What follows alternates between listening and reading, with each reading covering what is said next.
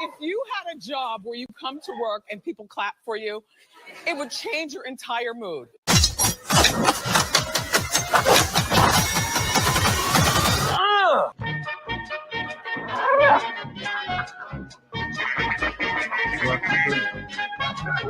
We don't have any plans at the moment to do PC.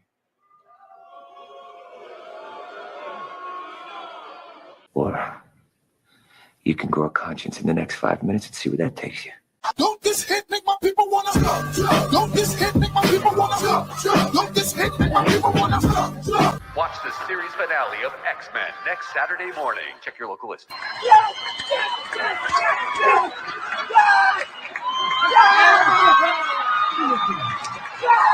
What the hell going on?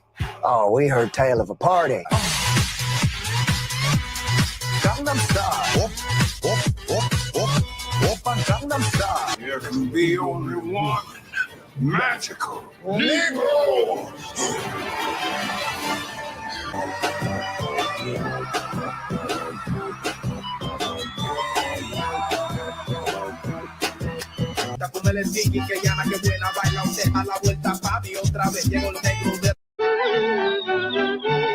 It won't take long when there's a song to help you set the pace. This is pathetic. Where we used to live. Life could be worse. This is the worst. This is the worst. This is the worst. Mm-hmm. Yeah. Hello, my baby. Hello, my honey. Hello, my ragtime gal. Ai, menina, mina, chega aí. Ai, menina, mina, chega aí. Vai, quebra, tem mais, vai. Menina, chega aí. Vai, olha, danado. Eita! And the Disney stock just keeps going down and down and down.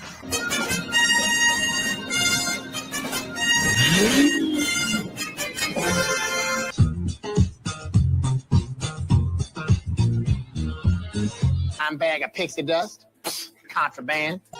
They're going to do the Mary Poppins thing. They're going to do it. They're going to do it.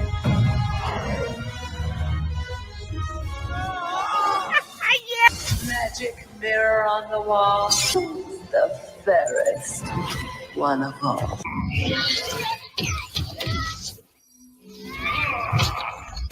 Oh, bitch, you killed Kenny. Kenny. You fat hoe. I get it. I'm not persecuted. I'm just an ass.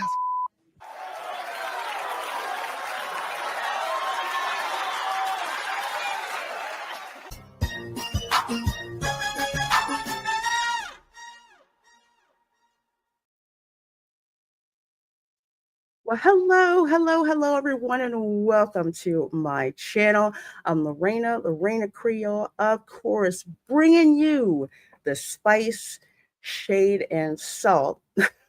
And it comes to pop culture and sci-fi analysis. And of course, this is the Spice Lounge, where myself and my fellow pop culture aficionados, we give you the straight dope, the unfiltered hot takes, the spicy conversation with as much nonsense that's happening in the pop culture sphere that we can fit into a 90 to 120 minute show. So we're so glad all of you are here. We've got a lot to talk about, but the two main things we're going to be talking about, and please excuse Professor X. Crazy. Anyway, we are going to be talking about, let's see, the rumor that Voldemort in the new HBO Harry Potter show might be a woman. At least that's what the word on the street says. Also, did you know that supposedly cozy games are now colonialist, whatever? You are perpetuating colonialism if you play cozy games. Did you know that? I didn't know that. I wonder if the Chinese developer that makes Infinity Nikki, one of the games I play, I wonder if they know that, but hey, we're going to find that out. And of course, the whole absolute okey doke. Don't fall the banana for the banana in the tailpipe when it comes to Jimmy Kimmel, his suspension from his show, his reinstatement to his show, and what it seems every B, C, D, E, F, G, H list actor is jumping on this train to yet again try to tell you and to tell myself and everybody in flyover country that they do not give a crap about that supposedly their free speech was infringed on. Free speech. Because trust me, what they think is free speech is not really free speech. And I guess free speech is only truly free when we rubes just shut up and do whatever it is that they want us to do. But anyway, we're going to go talk about that. And before we talk about that, I'm going to bring in my amazing, amazing panelists. I see 70 of you guys starting to come in between YouTube and X. So please do heart the stream over on X and retweet it. Please do give a thumbs up on YouTube over on my channel. And I see you guys over there on Tom's channel. So speaking of everybody, we've got Erica from Hanging with Erica and Rob. And of course, we have Tom. How are you doing, guys? Hello. Hello. My name is Jose Jalapeno on a stick. On a stick?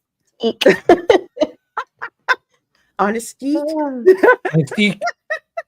I haven't seen that, and so I got to watch that again. Oh my gosh. Oh, Walter. That's all I'm going to say. Oh, and Ahmed, the undead terrorist. Okay. Oh yeah, that guy was funny. I kill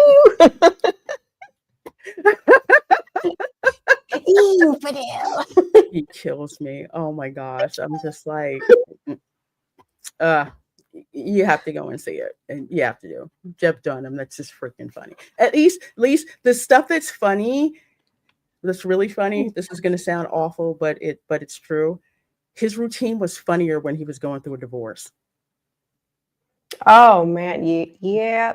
Because you have to find a place to put that pain and everything. And that's actually when it was, just funny, because he was just, not that he's bad now, but it's just interesting to see with different phases what people go through and how the routine changes.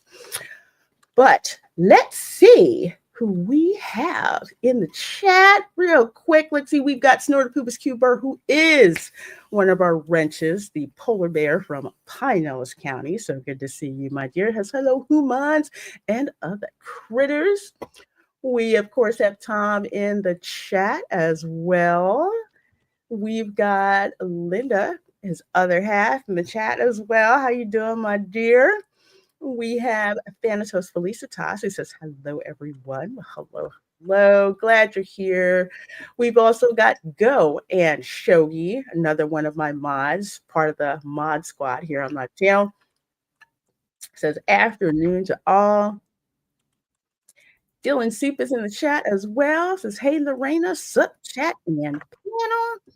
We've got Chef Nation, one of our amazing members. I'm going to say OG members because, dang, I think she was part of that group where as soon as I started the channel and got monetized and got membership, she was one of the ones that right there to call you guys the OG club. And BR Geist is here who says, good evening all. Let the spice flow freely. And yes, I've got quite a bit of spice that's going to run tonight. And Keely Chow is here. Wool Tide, good seeing you. We've got Nita in the chat as well, who says, hey, all.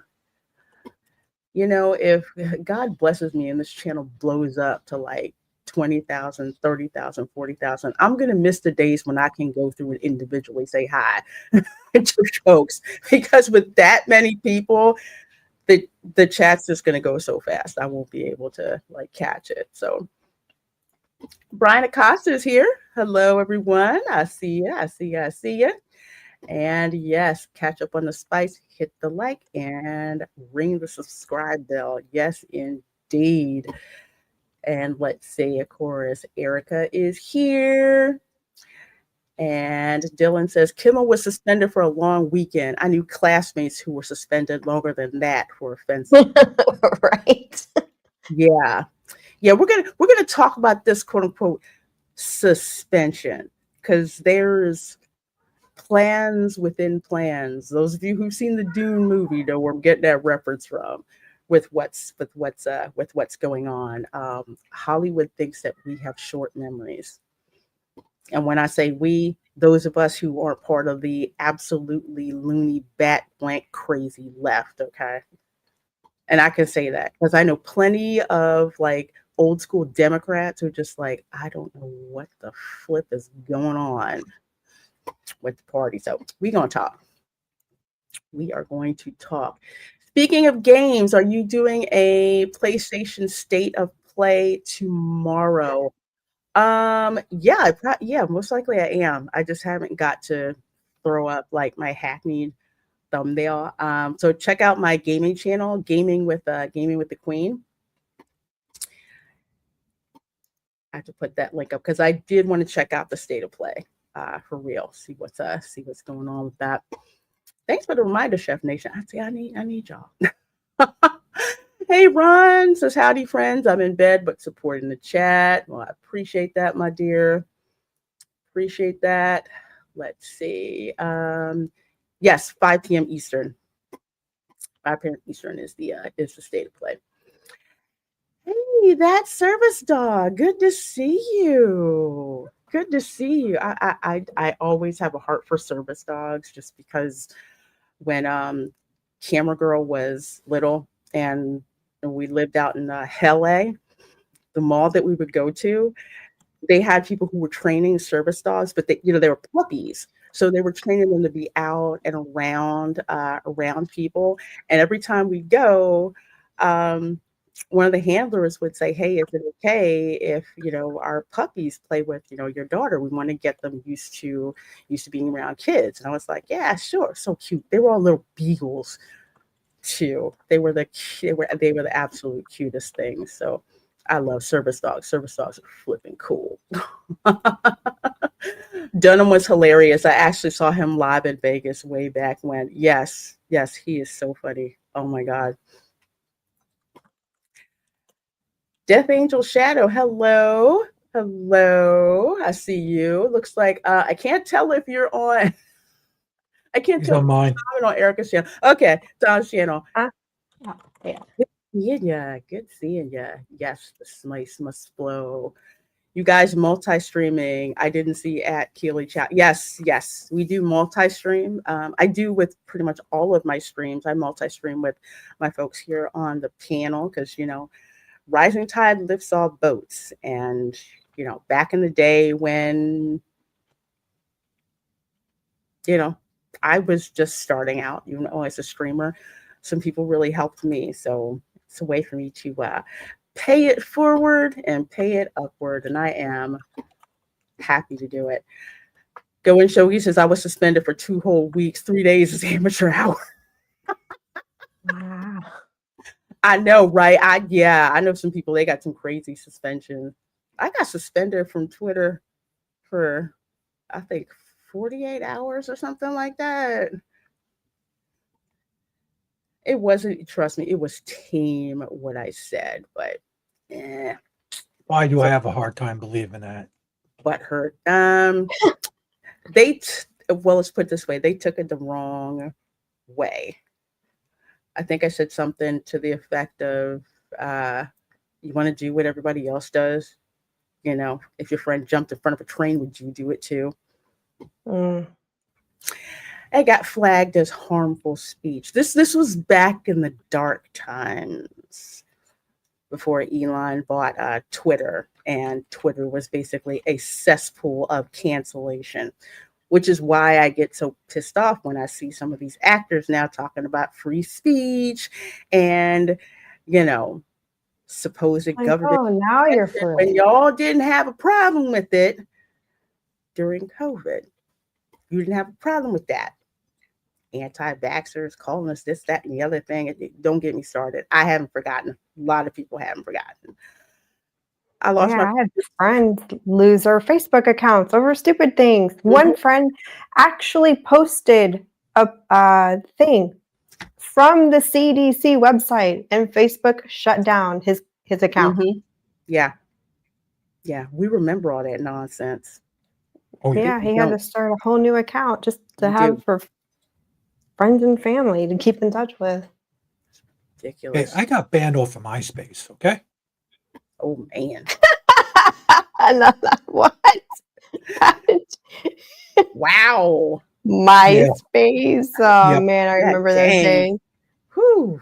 That's way back. You could bling out your profile. Oh, I got banned because some of the stuff I blinged out, and I did a mouse rollover that changed effects that they didn't really like. Oh. Okay. Oh yeah. The last thing I remember about MySpace was who's Tom and why is everybody friends with him? Oh, yeah, that's one of the that's the things I did. I had a no Tom with that picture. I'm not that Tom with. He might have been hit with a phallic symbol. Oh, okay. Hey, CJ. I lost my freedom of speech on Twitter for close to 2 years for saying Kyle Rittenhouse did nothing wrong. But hey, I feel sorry for all of Kimmel's woes. Not. Yeah, that was crazy. That was crazy. I think I got censored for apparently trying to remember what the heck it is I got censored for. I think I got censored for calling somebody a retard. It fit. It was perfect. I can see you. I believe I said never go full retard, and you just did something like that. And they didn't like that. They didn't like that. Let's see who else we got in here. Yes, we are so going to talk about it because there was such a psyop that went on, and I'll talk about exactly what that's really about because it's really not what you think it's going to be about. But either way, we got 111 of you people here. So glad to have you here. Let's start off with the craziness. Of course, I got to hook you guys up with Devin Clark Comedy over on Instagram. I love the blurtiness. You're going to like it too. Check it out. This is the plaintiff, Storm from X-Men.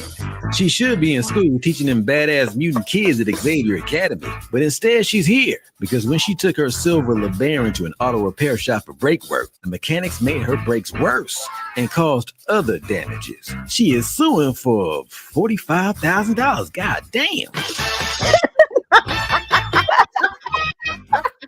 This is the defendant, Montgomery here, the owner of Breaknasium Auto Repair Shop, and I would never take my car to a place called Breaknasium. That name is ridiculous. This guy isn't serious about brakes. Anyway, he said he fixed her brakes and definitely didn't cause any other damages. He is countersuing because he says Storm has been making it rain just on his house for the past 3 weeks.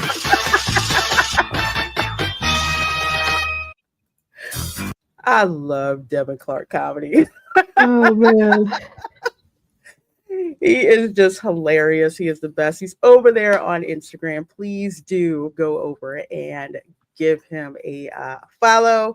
If you're over on IG, never fails to make me laugh in my feed. Just too darn much. Thank you, 91 LSXRS. Thank you. Thank you so much. I appreciate that. Well, I started with a Marvel parody because we have a bit of Marvel news that dropped today, courtesy of The Wrap. Spider-Man: A Brand New Day cast Marvin Jones III as villain Tombstone. The film will resume production on Monday following star Tom Holland's on-set concussion. I don't know if you guys heard about that, but yeah, no. Tom Holland had a little bit of an accident. Did he break a web and fall? Oh gosh. No. I had to. Sorry. Although who knows? It might have been a stunt that didn't quite go off the way that it should go off. It's been known to happen, and they just took him to the hospital preemptively. But glad he's doing better. But this casting. I don't know. Have either of you ever seen a CW show called Black Lightning? Yes, No. I was wondering where I knew this guy from, and yeah, okay. Yes, Black Lightning. Which when I went to, I forget which Comic-Con I went to, they had all the cast there from Black Lightning, including the writers. And one of the things that impressed me about Black Lightning, yes, the show had its cheesy moments, but it was an authentic show. You had original Black characters, and the writers on that show, they said, we wanted to tell stories that focused on our experiences that we had and share that with our audience. So that's one of the things that I liked about it. But Black Lightning was criminally underwatched. There was some weirdness in it at the same time, but I gave it a pass because for the most part, it was a good show. You have positive Black role models, especially Black men on that show, and it was really amazing. Hey, Amanda, good to see you. Good to see you. And let's see. Somebody said, Go and Shogi said that's actually pretty solid Tombstone casting. Yeah, let's go on down here a little bit. Marvin Jones III has been tapped to play crime boss Tombstone in Spider-Man Brand New Day, the rap has learned. Let's see. So apparently Tombstone was in Web of Spider-Man number 36. I didn't read that one, but best known as a recurring Spidey villain, Tombstone is a massive African-American albino crime boss and enforcer with filled teeth and near indestructible skin. If you have ever seen Marvin Jones III as the villain in Black Lightning, this is some dead on casting. I mean, he's so good. SR Kane, hello, says I watched all the Black Lightning. Let's hope they don't give Jones that bad whale dialogue. I hope not. This is a multi-million dollar movie. Like I said, Black Lightning was, CW, but actually pretty good for the CW. But Marvin as the villain in that, I'm forgetting the villain's name. Let's see. I'm forgetting which one it was. Was it Magnus? I'm trying to remember what the villain's name was, but yeah, he was good in Black Lightning. Again, I've been hearing lots of really good things. Solid casting, dead on casting. He's got the acting chops, so let's hope they actually write some good stuff for him. Thank you, Tobias Whale. Thank you. I knew him from the first name, Tobias. Yeah. Yeah, go and check him out. He needs a little more beef on his bones, but he fits the look. Yeah, they'll put him in they'll get him a trainer and put him on a lot of protein shakes, get him going. But yeah, I don't doubt that. Let's see. Tom, did you ever read any of the Marvel comics that had the villain Tombstone? Because I have never heard of the villain Tombstone before. Vaguely. I'm trying to remember it. I remember the name. I'm just trying to picture it. It's been a long time, though. Yeah, I didn't. Well, it's like I read Spider-Man, but I didn't go off on the special editions of Spider-Man. Amanda says, oh, you mean mostly good team for Black Lightning, the kind they like to chase from projects. Yes. I think the husband and wife writing team, they are Muslim. And Comrades talked about it on the show several times where they run into stuff that they ran into with pushback. And they're just like, no, we want to portray positive positive male role models on this show. They got pushback for that. So, yeah. Death Angel Shadow. I all but stopped watching CW. Only show I kept up with was Supernatural. That always started off good and went off the deep end. With the CW, I only watched a couple episodes of Black Lightning. Unfortunately, watched Batwoman. Yeah, I did. I watched Batwoman. Actually, season 1 of Batwoman was actually kind of cheesy funny, and then season 2 was just, God dang, it was racist. But I didn't go back until the new Superman and Lois show, which I thought was gonna go off the deep end, the wheels come off the bus, but it was actually really good. I was surprised how good it was. Tombstone mob boss type villain versus Spider-Man. Oh, okay, like Kingpin, right? Okay, pale white skin, looks like a dead body. Okay. Let's see. Is Spider-Man Bad New Day? Oh, yeah, I heard. Let's see. Buffy, Angel, and Charm. That's a CW. Okay. All right. Back when the CW knew its lane and stuck in it, and it was actually pretty okay. Because I watched Buffy. I didn't really watch Charm that much. I watched some of Angel, but mainly it was Buffy.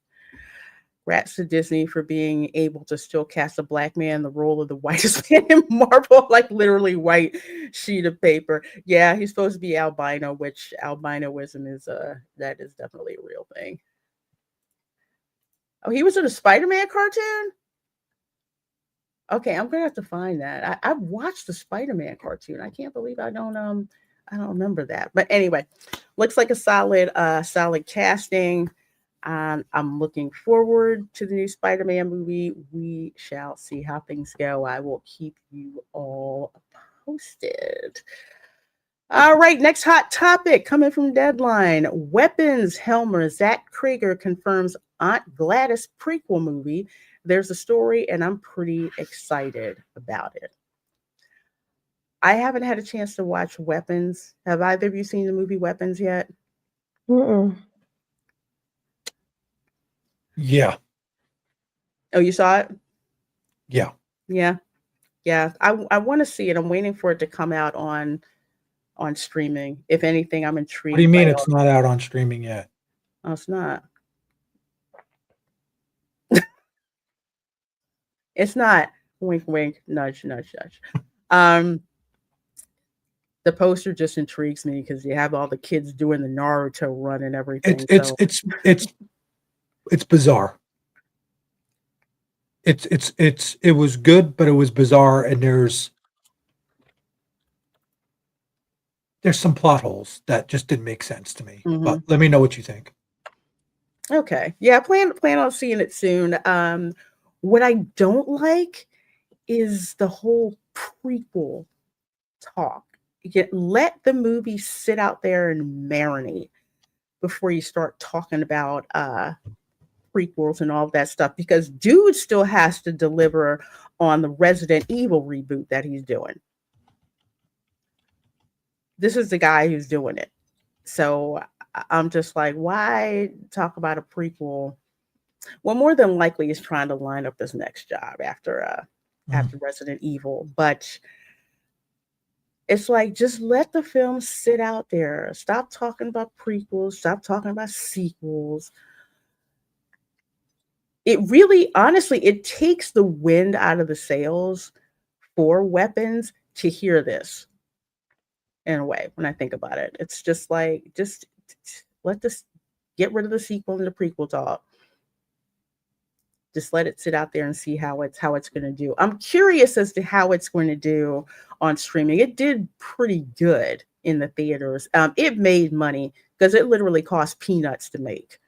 It's a Blumhouse film, so they purposely restrict the budget, and they cast a lot of unknowns or rarely knowns in their films to keep the cost down. So Movie costs $20 million and makes $100 million in its theater run. Boom. Already made it back. Let's see. Hey, I'd star in one of those things as a zombie killing people. I'd be good with that. I'd love doing that. That's like being the dead body in CSI. Yeah. Yeah. Don't twitch. Mm-hmm. Okay. Dan said, Lorena, I'd rather ride Spider-Man at Iowa than watch this movie. Oh, the Spider-Man movie or Weapons? I'm guessing it's Weapons, but you let me know. Hurry, welcome to Dairy. Put out the trailer. I need October. Hurry up. I think that dropped today. I didn't watch it because I don't really like it. I read the book and I really just want to lock Stephen King up for what he did at the end of the book. But anyway, I think that's out there. Okay, so that's news about weapons. I won't give Stephen King one more dime. Same. Although I love Maximum Overdrive. Although I'll probably like it because Stephen King wrote that when he was high on cocaine, and it's probably one of the funniest horror movies. It was great. I remember my mom and me back in Jersey. We seen that, and somebody put a big clown, like a jester face on the front of a semi and drove down Route 80. I thought my mother was going to have a heart attack. I was laughing my ass off. I love that. I can't wait till we do a watch party for that darn movie. I love Maximum Overdrive. Well, something else to bring up, and we talked about the Demon Slayer movie, Demon Slayer Infinity Castle, because there's 2 Demon Slayer movies that have come out. One is Mugen Train, and then this one, which is Infinity Castle. So here's my tweet. And this scene is where your tough girl started crying in the theater. And yes, I did. And I'm not spoiling anything, but if you know who this guy is, and when they got to this part of the movie, I was like heartbroken. It was so, oh my gosh, it was so sad. But the fact that people will have an emotional connection to these characters which is why the Demon Slayer movie is doing so freaking good, because box office, Demon Slayer tops him, which was not that hard to do. For number 1, passes 550 million globally. This film is officially the highest grossing anime movie. I mean, this is absolutely, well, it had 70 million last week. It's got about a 70% drop, week-to-week drop, but not too surprised, because with these movies, everybody who's going to see it, you're pretty much seeing it within that first week. And it's not because something's wrong with it, but it's just, everybody's going to see it and everybody's, talking about it. But to check out the numbers really quick, total US gross 104 million, but I want to say 105 million. And him, which Jordan Peele, that movie looked freaking awful. It didn't really do so well over the week. Conjuring is still making money, but yeah. Oh, I'm sorry. Go ahead, Erica. Oh no, Conjuring. No. Yeah. I still got to see that. I still got to see that. Nope. I still got to see Conjuring: The Last Rites. I wasn't too thrilled about them continuing to make Conjuring movies. Like they're continuing the Insidious franchise. And I'm kind of like, y'all need to let that sit for a couple of years. Well, that's the problem. They just get something that's sort of good, and they freaking just shove so much of it down your throats. It's annoying. It's like Saw. Like I want to say the first 5 to 6, I want to say Saw movies were actually really good.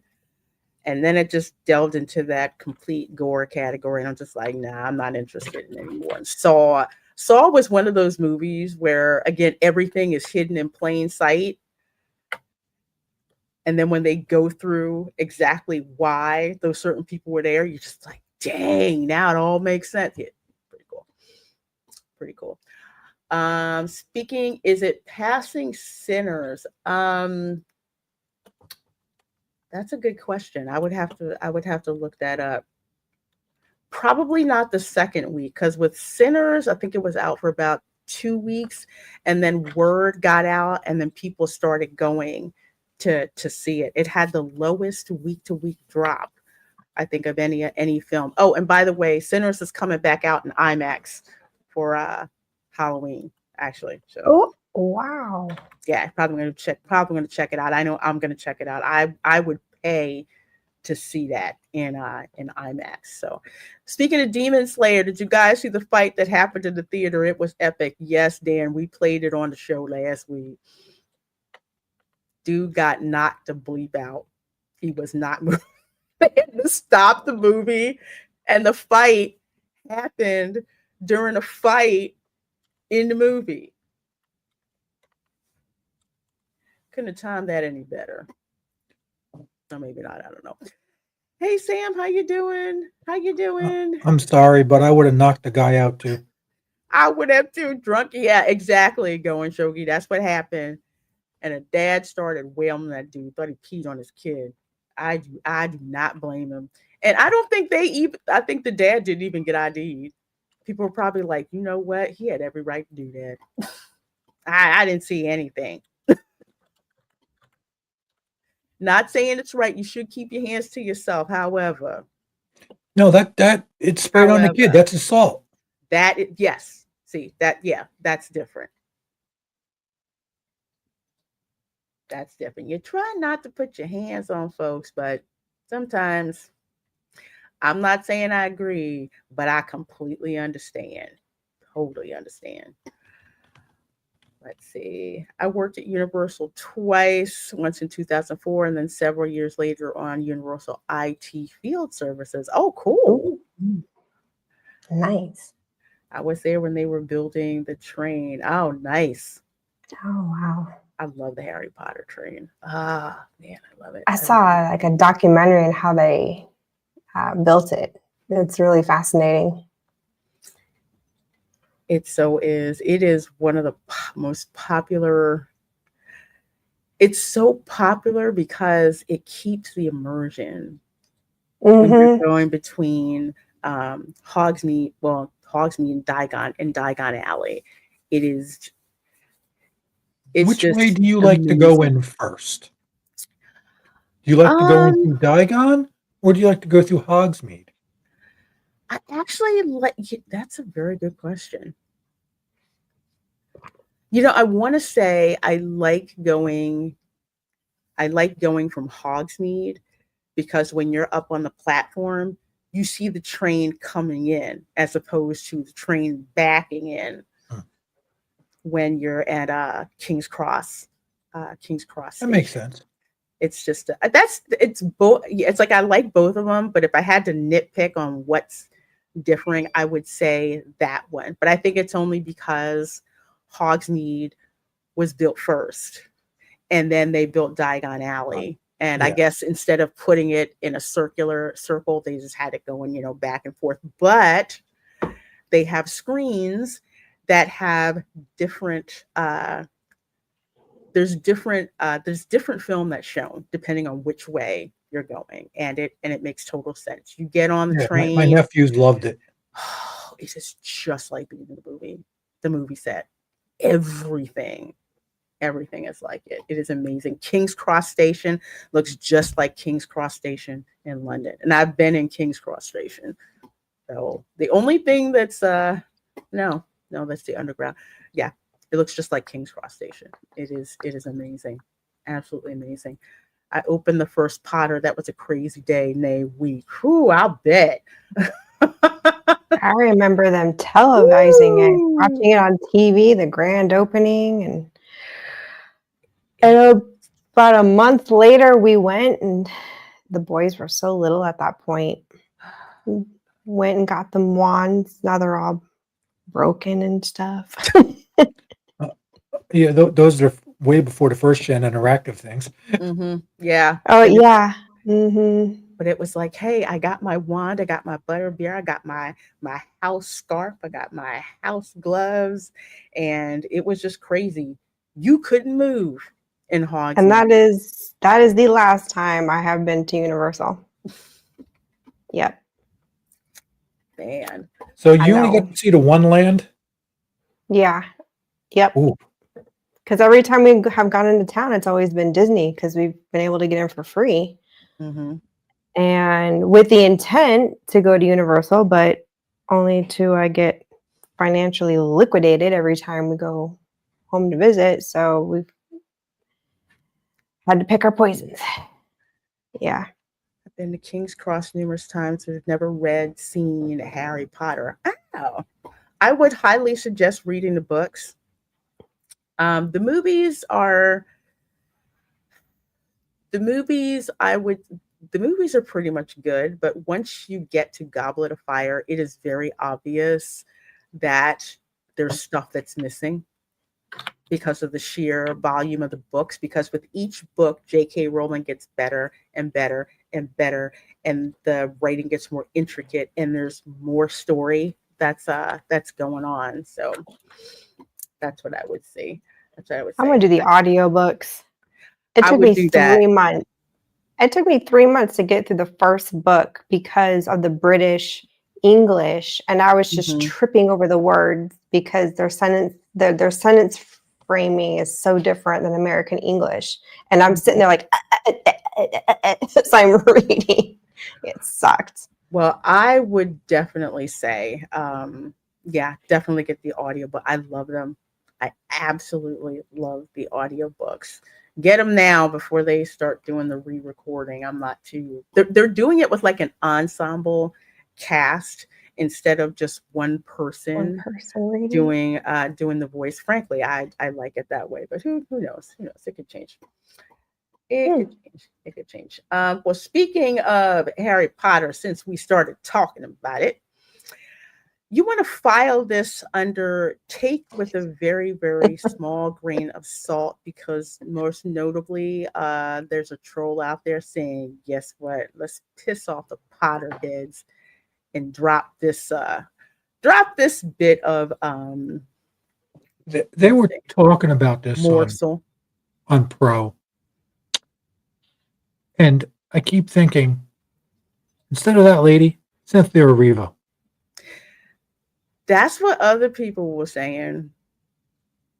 Put her I think people are saying that just to be extra trolls. Exactly. Yeah. That's what I'm thinking, because you've already got Snape is black now. Of course, they already did that. Of course, somebody's going to come out there and say, guess what? We heard they're auditioning men and women. It has not been confirmed. It's just, so-and-so's cousin passed out at 31 Flavors last night. Before he did, this is what he told me. And that's pretty much what you've got. Wait, here. Somebody got drunk on ice cream? I want to do that. Was it Marvin was he the one tonight that said, about, oh gosh, that one professor and Voldemort took over his body and he had. Yes, I was dying. Marvin was saying it. So hard. He was saying it should be Cynthia Erivo coming out the back of that professor. Gosh, what is his name? Like Professor Quirrell. Yeah. Professor Pearl should be Cynthia Erivo, and she could be saying I guess racist things because she's black. No, I it's the way Marvin put it. You had to go back and watch it in the pro show. I want Karen more. I want her to go full freaking British bent Karen. That's exactly how I want her to go. And those of you who know British slang know exactly what I just said. I know it's repeated. See, I just saw Mama Lou go here. Hey, Mom. Yep. Yep. Absolutely. So, Scooper Daniel Richmond, aka Daniel RPK. I always have an issue with Daniel because he'll drop stuff. I heard this could possibly happen. He is definitely not right a lot of the time, but I'll put him up there in the category of crap stirs. I say I heard something and it seems to be the hottest darn takes and it'll take off. So supposedly, according to him, we can't verify that. It's trust me, bro. That's the source. Trust me, bro. It said that auditions for Lord Voldemort are open to men and women, meaning the Dark Lord could potentially be portrayed by a female actor. Of course, nothing has been finalized. This, of course, is a rumor. What if it was that transgen actor that was on? Oh my God, she played on the Umbrella Academy and then turned to a guy. Oh, I didn't see that. I didn't see that. Can't remember that. I didn't watch the Umbrella Academy. I can't remember the actor's name. I don't know. I mean, this is a rumor, and it's like if they did this, they don't need any more bad press with Amanda the said it show. in chat. Hmm? Ellen Page, now Elliot. Yeah. Not Elliot Page. Oh yeah. Okay, thank you. This is why we have you guys in chat. Yeah. I think, well, first of all, I think it's just, oh my gosh. I think it's somebody trolling. Because one of the fundamental parts of the Harry Potter books with Voldemort being a man is having Harry look at just what Voldemort has done with his life, what Tom Riddle did with his life, and the choices that Harry makes so he's not like Voldemort. So you mean to tell me you're going to take, granted, we love to hate him, although we hate Dolores Umbridge a heck of a lot more than Voldemort. You know, he is the consummate male villain, unrepentant villain. Dude went down swinging. Okay, he did not give proper first name to do it. Tom. Yeah. But I mean, it's like you can't change your DNA. It's just I think this is trolling. If you wind up casting a woman as Voldemort, y'all are going to give me so much freaking content. Dude, the whole show would be dead on arrival in the climate that we're in right now. Yes. With everything, they are really trolling, or maybe they are serious and okay, go FAFO. That's all I got to say. Yeah. Because they don't even have to FAFO. They're going to do that. It's just going to be instant backlash, the likes they never seen. And you're talking both lands would be barren.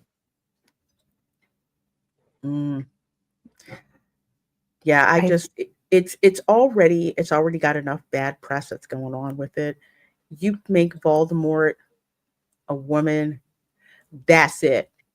Yeah, it's dope. It's done. That's it. It's over. It's over.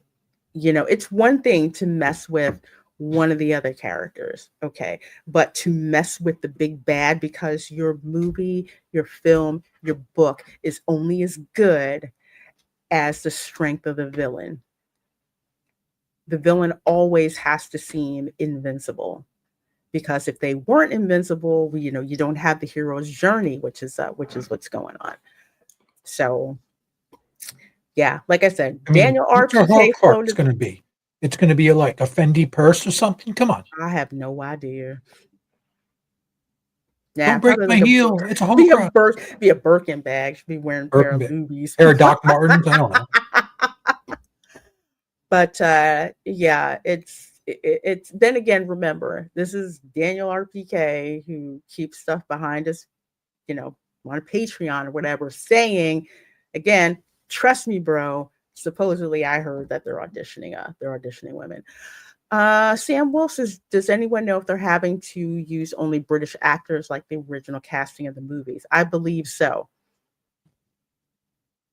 I've only seen British actors cast for this, and they're filming in the UK. Which wait. No, I take that back. John Lithgow is going to be Dumbledore. And the only reason I'll let that slide is because if you've seen his performance as Winston Churchill in The Queen. Oh, yes. Yeah. He did a really good job. And the fact that I didn't remember that until just now shows that was a good show. I enjoyed The Queen, or The Crown. Sorry. Oh gosh, yes, The Crown. I think I should have played Dumbledore. You think so? Do the little say what you want about Dumbledore. The man's got style. Bonzo says a woman can be an unrepentant villain. No offense, but I think people are taking fairy tales way too seriously. No one says that they can't, and they certainly can. Case in point, Deadpool and Wolverine. Okay, Nova. That chick was straight up crazy and evil. She didn't change at all. And I love that. Putting her hands in people's brains and whatnot, So I don't think it's that people are taking the fairy tales way too seriously. I think people expect a certain level of canon. When you say this is who this person looks like in the books, when you cast certain people for the film that's out there and that's what people are seeing, people are going to take issue with it. It's like the same thing like what happened with Star Wars. They go mucking around, with the lore. Basically, the Force is now a participation trophy. They fly now. You got space witches. Yeah. When you think about it, if they would have said, hey, we're not basing this on the books, we're redoing it, that would have gave them more leeway. But they did say they were going to base this more in depth on the books to give more in depth story. So they put their own foot in it. Which is what a lot of people wanted, especially myself personally, because I could see with each movie they were missing more and more and more from the books. So if you said the book got bigger and bigger and bigger, I know. Oh my gosh, you were like the seventh book is like this thick. I'm like, I'm not reading all that. I don't care how good it is. I don't have that kind of time. It was absolutely insane how big the books got. But even with the audiobooks that I listened to, you can tell because JK, from where she started to where she ended, her writing craft just grew exponentially. But that's what it is. There's these little things that you don't see because they have 2 hours to do a movie if you do it right. 2 hours. But a mini series for every book, you would pick up all the little nuances that are in the book. Yeah. Figure 1 hour episode, 10 episodes that are each 1 hour. That's 10 hours. You can cover book 1 in great detail. Yeah. Over 10 hours. Because that's the joy of reading the books, just all the detail that they go into. It's just amazing. It's not to compare J.K. Rowling to Tolkien, but I will with the style that Tolkien has with his writing, and he goes into so much detail. And George R.R. Martin does the same thing when he's writing. He's never finishing Winds of Winter. Forget that.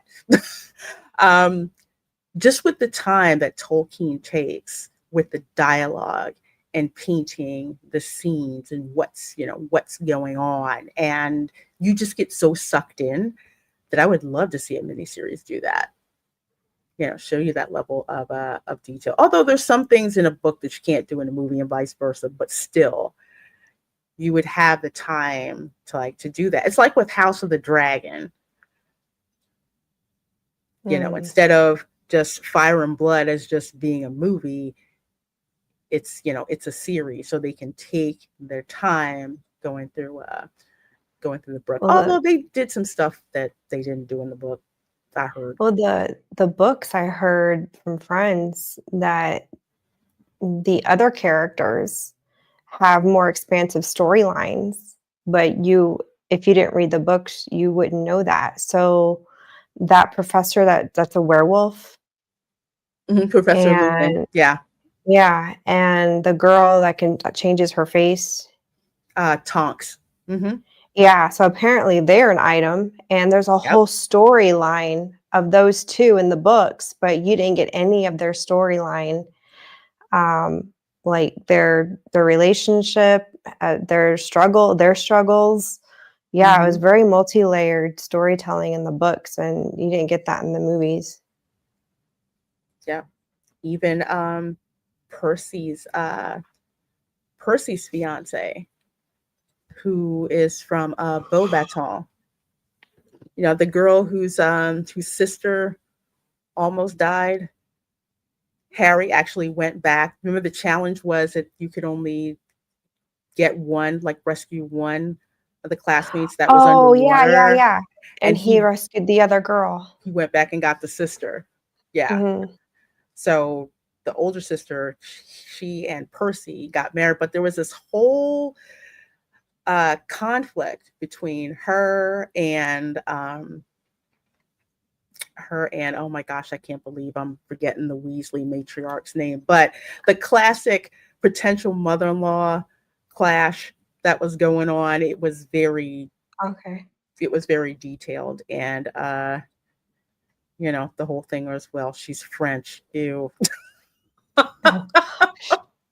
But which is interesting because J.K. Rowling has French ancestry, so it's kind of funny. Hey, Dad, man. Thank you, Molly. Yes, she did not like Percy's fiance. Okay. She did not like her, but eventually there came to a point where she accepted that, that this I'm forgetting her name, that she loved her son. And that finally clicked, but that's a big, arc that you did not see that in the movies. In the movies, you just said, oh, wedding. Oh, okay. Wait, they're burning the borough down. I mean, you could tell that they totally missed that. Thank you. Hey, Phoenix Knight. Good to see you. Good to see you. Percy sucks. Yes, he does. I was so pissed at Percy for the longest time. Still was. Let's see. Okay. So yeah, it's a rumor. Take it with a grain of salt. If Voldemort winds up being a woman, hell, they better keep her white, and she better be even worse than Dolores Umbridge. That's all I'm saying. That's all I'm saying. So she's gonna be like a white Karen that's pissed off she didn't get a Taco Bell order correctly. Mm-hmm. Yep. You never know. Yep. She could be Umbridge's partner. True. No boy. Okay, let's not give them any. Erica, keep that to yourself. Sometimes I'm just saying they really wanted to ruin it. I just there you go. Sometimes I forget just what kinds of people are watching my show.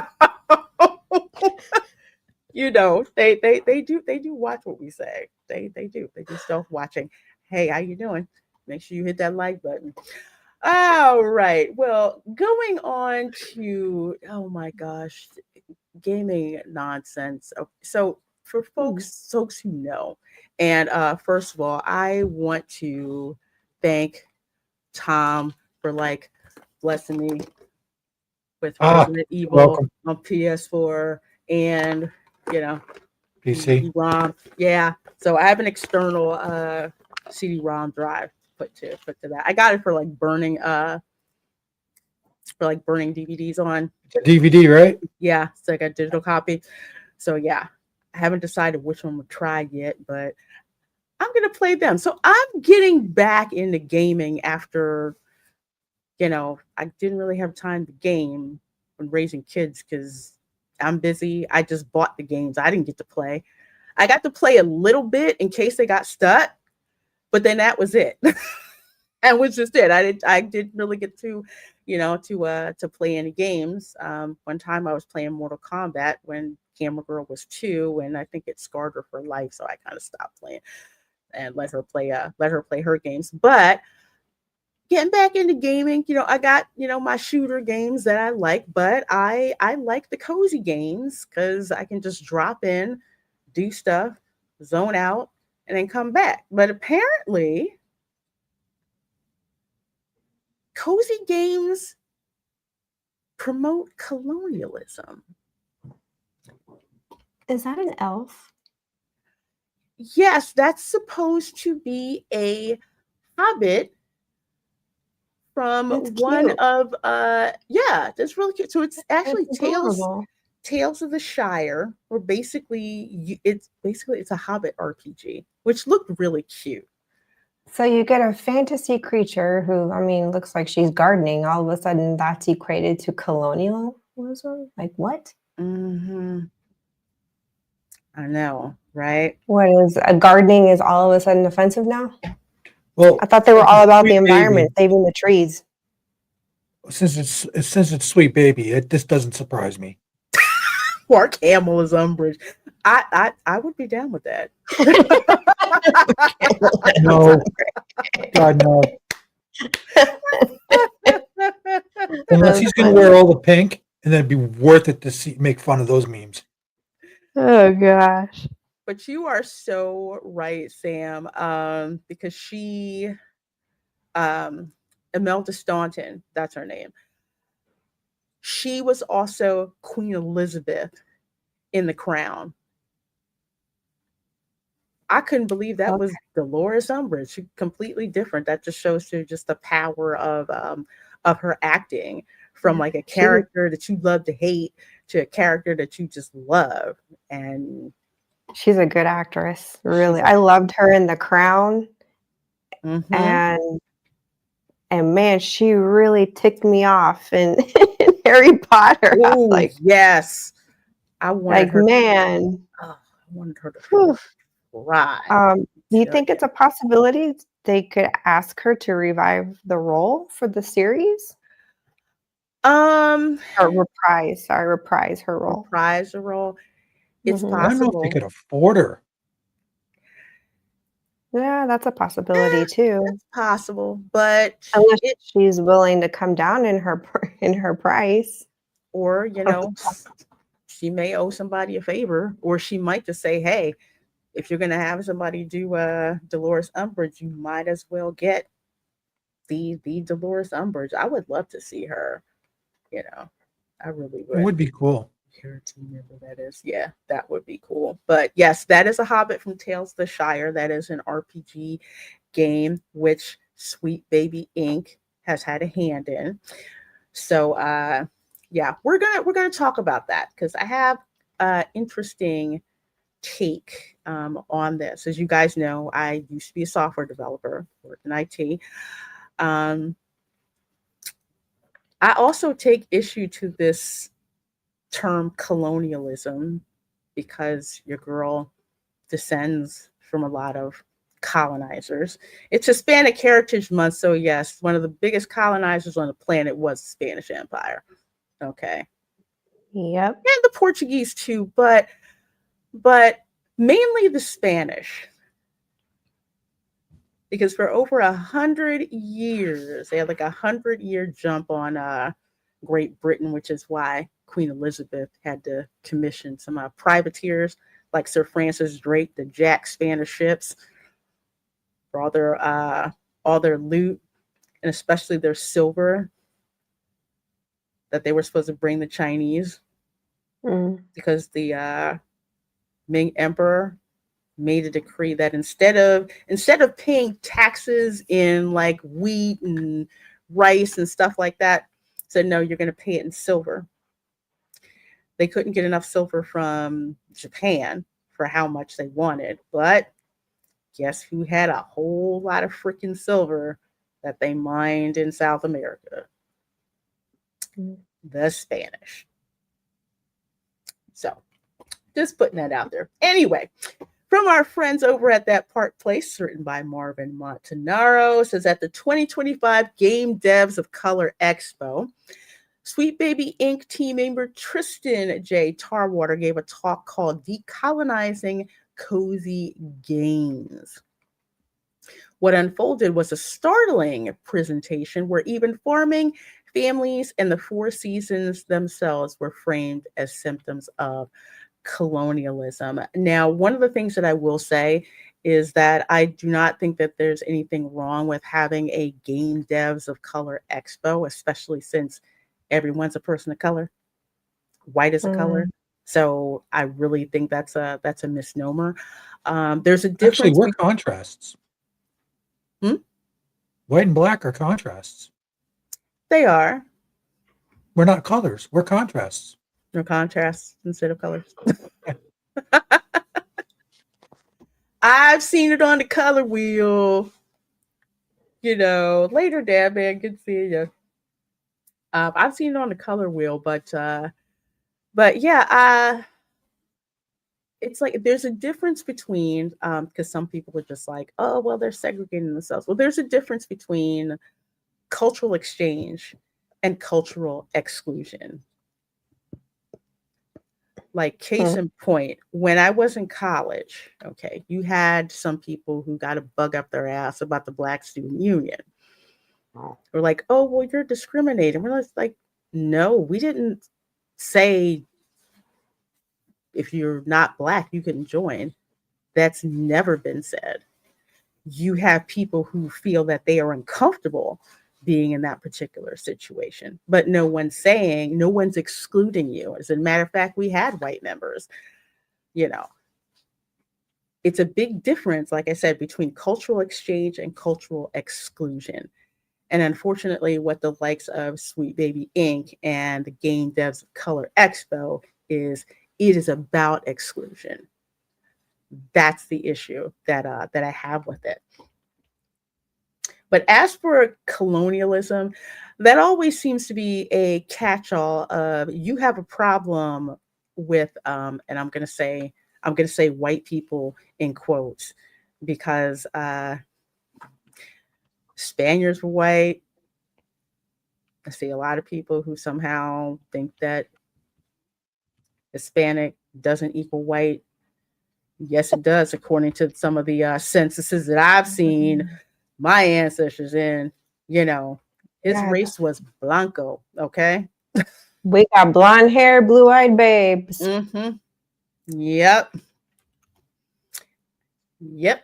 That's exactly how they did it. So let's see, let's go down here. So this was uncovered by Master of the TDS and Writing Raven of Gothic Therapy YouTube channel. So go out there and check them out.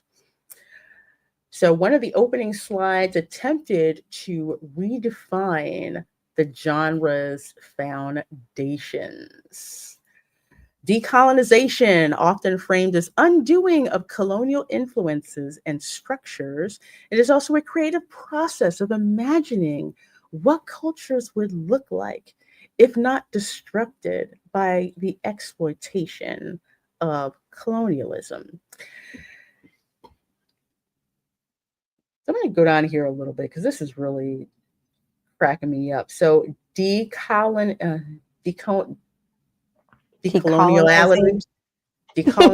Y'all are making up freaking words, and I know y'all are. Stop it. Just stop it. The process of practice of rejecting Eurocentric ways of knowing and being, coined by Aníbal Quijano. I'm pretty sure you got some colonizer blood in you too. This concept acknowledges how different concepts of the cosmos influence knowledge acquisition, information storage and transfer, and ideas of self.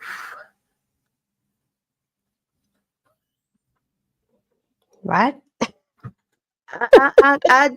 I'm trying to figure. Can you put that in English? Yeah, white people it's so bad. stupid. This is pretty much what it is. White people bad. And you know what? If y'all hadn't to come over here, we could have lived in peace. Never mind that some of us were fighting with, our own rivals over here in the new world. No, no, no. We don't want you to look at that. It's, it's kind of like. Do these idiots realize how long ago this crap happened? No, they don't, because they don't know their history. They don't know their history. So they are, it's kind of, I want to say it's almost akin to hearing some Black people say, well, white man's holding me back. We would have been much better off had we not been slaves. And like, maybe not. Who knows? But what does that have to do with the price of tea in China? Nothing. So now these people want to have something to complain about and to shame you about. And this is what they do. It's something to, to complain about. I have no complaint about colonialism. You want to know why? Because if it wasn't for colonialism, I wouldn't be here.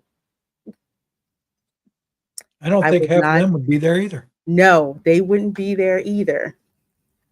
And if it wasn't for colonialism, you still have Aztec human sacrifices still going on. Yes, I actually do have Aztec ancestry. Yeah, I know that. I'm like, what is the problem? What's the problem with this? But you have Sweet Baby Inc., who is, how would I put this? They're like the mob in a way. That's a nice game you got there. I have a simpler way to put them. Sweet Baby Inc. Full of shit. Well, that too. That works. You can ignore my diplomatic answer for it. Sorry, but they have done nothing but try to destroy everything they touch. They do. And it's not truly about making the product better. There's a difference. With Sweet Baby Inc., it's like, I'm paraphrasing, nice game you got there. Do you realize that it's all white people that are in it? I mean, you don't want to be called racist, do you? I mean, you don't want that to get out. Can I play them? Can I play the game developer to your Sweet Baby? Mm-hmm. If they had a spine, they'd say, bring it. And the thing is, they don't. Because these companies, again, Bethesda, yeah, Blizzard, Blizzard back when might have. Yeah, but not the Blizzard that now has some poor gamer asking this question. Is this an out of season April Fool's joke? Yeah.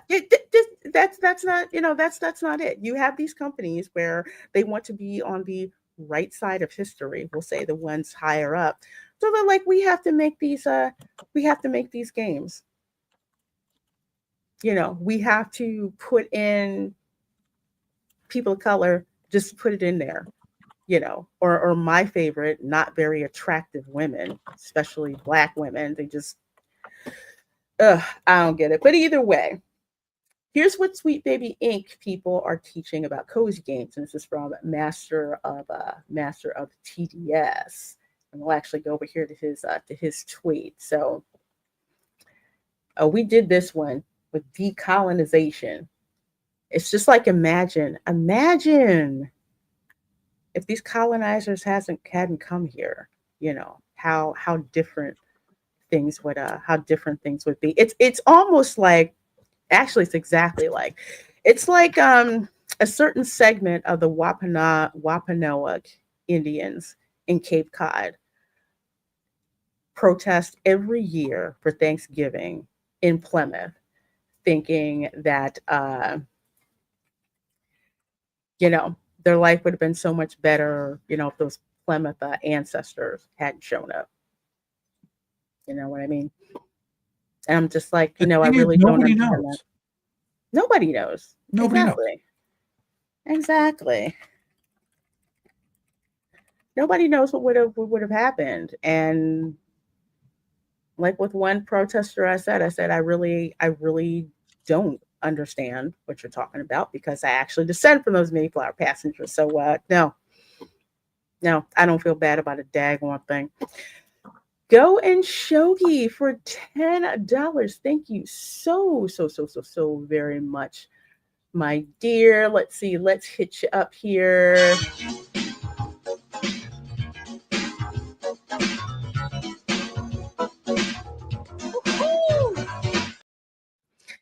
Say we decolonize, then what? Who actually gets claim? They don't understand that's war territory. These narcissists are literally doing a Spider-Man pointing meme. Yeah, I'm actually going to talk about that in a minute. But I know, Erica, we're about to lose you, right, my dear? Yeah, I am really struggling. Only got about 5 hours of sleep. Raph texted me in the morning, interrupted my sleep, and I've been up since like 8 a.m. and I didn't get to bed till about 3. Well, so my dear, I couldn't get back to sleep because of the news that he gave this morning. It was exciting news, but we're not ready to reveal it to the public yet. But I couldn't get back to sleep, and now I'm crashing. I got But it's only 9 o'clock, so you've been up an hour. I know. What? Smack. Yeah. Smack. Well, folks, I've got a link to Erica's channel in the description box of this live stream. So, Erica, anything you want to let us know about your channel, what you got coming up before you go? Well, we'll know in about 2 weeks. I'm giving it about 2 weeks, maybe sooner, if where our status will be in terms of being here in Germany or going stateside. That's where we're at. So everything's on hold. And that is the only thing on my mind is that word dropping, because everything is just on hold. Anyway, so yeah, but I'd be here on your streams and wherever I'm invited. Okay. Well, it's always glad to have you, my dear. You get some rest. Thanks, guys. Love you. See y'all love. Bye. later this week. Night. Who actually gets the claim? Dude, that's like when people talk about reparations for slavery. I'm like, if you descend from slave owners, both white and black and native slave owners, do I pay myself? I mean, how does that work? Hey, wait, if you pay yourself, do you got to pay yourself back with interest? Probably. I better not be Damn, that'll paying be taxes expensive. to the government on it. I know that. I know that, but this is ridiculous. This is something else to complain about, which isn't much to do, about nothing. So when they're talking about cozy games, and I've played a couple, I played a little bit of Animal Crossing. My island looks like a ghetto. I'm so not. It looks horrible. I've hardly done anything with it. I played Disney Dreamlight. Animal Crossing, that's Nintendo. Put a pin in that. Japanese company. I used to play Disney Dreamlight Valley. That's another cozy game. And I believe the developer is French. Developer's French. Gaming company is French. There's also Infinity Nikki that I play, and that's a Chinese company. So keep that in mind. So many white people. So apparently this is what they deem as colonialism. So many white people. My question is, so what? That's like saying there's too many animals in Animal Crossing. They won't. It seems that this company will not be happy unless everything is kowtowed to them to a point where they get a piece of everything, or they'll just complain about it. And they don't want it fun. They want it to be bland, boring, and offensive. Mm-hmm. And this is how you can tell these are not gamers. They're not gamers. They're activists. They're not gamers. They're activists. We just want to play the darn game. We don't need your darn agenda in it. I don't care that there's so many white people. When I'm playing Infinity Nikki, I don't care that there's a whole bunch of white people in this village with Chinese names, and they're obviously not Chinese. I don't freaking care. I just want my stuff. That's all I care about. The outside individual who saves the day. Again, so the heck what? Did you ever play Skyrim? I did not. It's on the You got list. to play that. It's on the list. Because I could see them saying that about Skyrim and different things like that where it would make no sense whatsoever.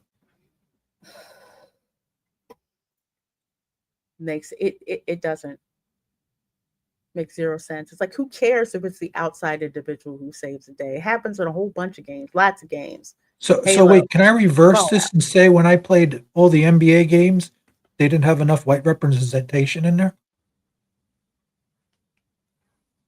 Yep. But that doesn't give them any capital, any street cred. They don't want to talk about that. They'll just say that, that's owed to them. It's ridiculous. But the same thing, the rebuttals that Tom and I are coming up with just shows you how ridiculous this is. And I'm going through it because people nice. cannot use the excuse of, oh, well, you're white, so of course you would think that. No, I'm not white. I have white ancestry. We'll say European ancestry. But obviously I'm not white. Okay. What? Wait, what? Really? Yeah, really. I know. It's scary, right? I couldn't tell. So you can't say that, oh, well, no, they might call me a blackface, a white supremacist. It's been a while since I've been called racist on Twitter. I'm probably going to get called a racist pretty soon. It's been too long. I usually tell people when they call me racist, my standard line is, no, I hate everybody equally. Mm-hmm. You're all equally worthless tonight. But I mean, let's see. The land is there for the taking. Yeah, and settled land, conquered land. You think indigenous people didn't take land, go to war over land? That's all they used to war over in the beginning. That was it. There was nothing. People don't get it. No, they really don't get it.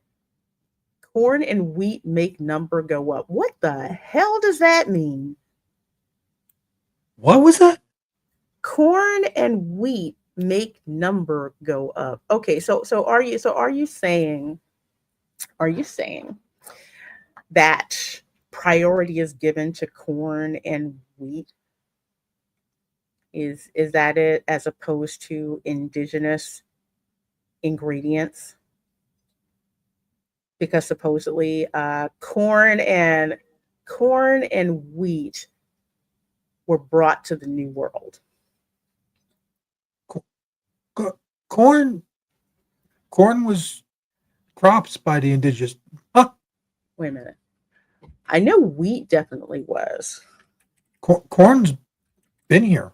Corn's been. You know what? Yes. So sorry.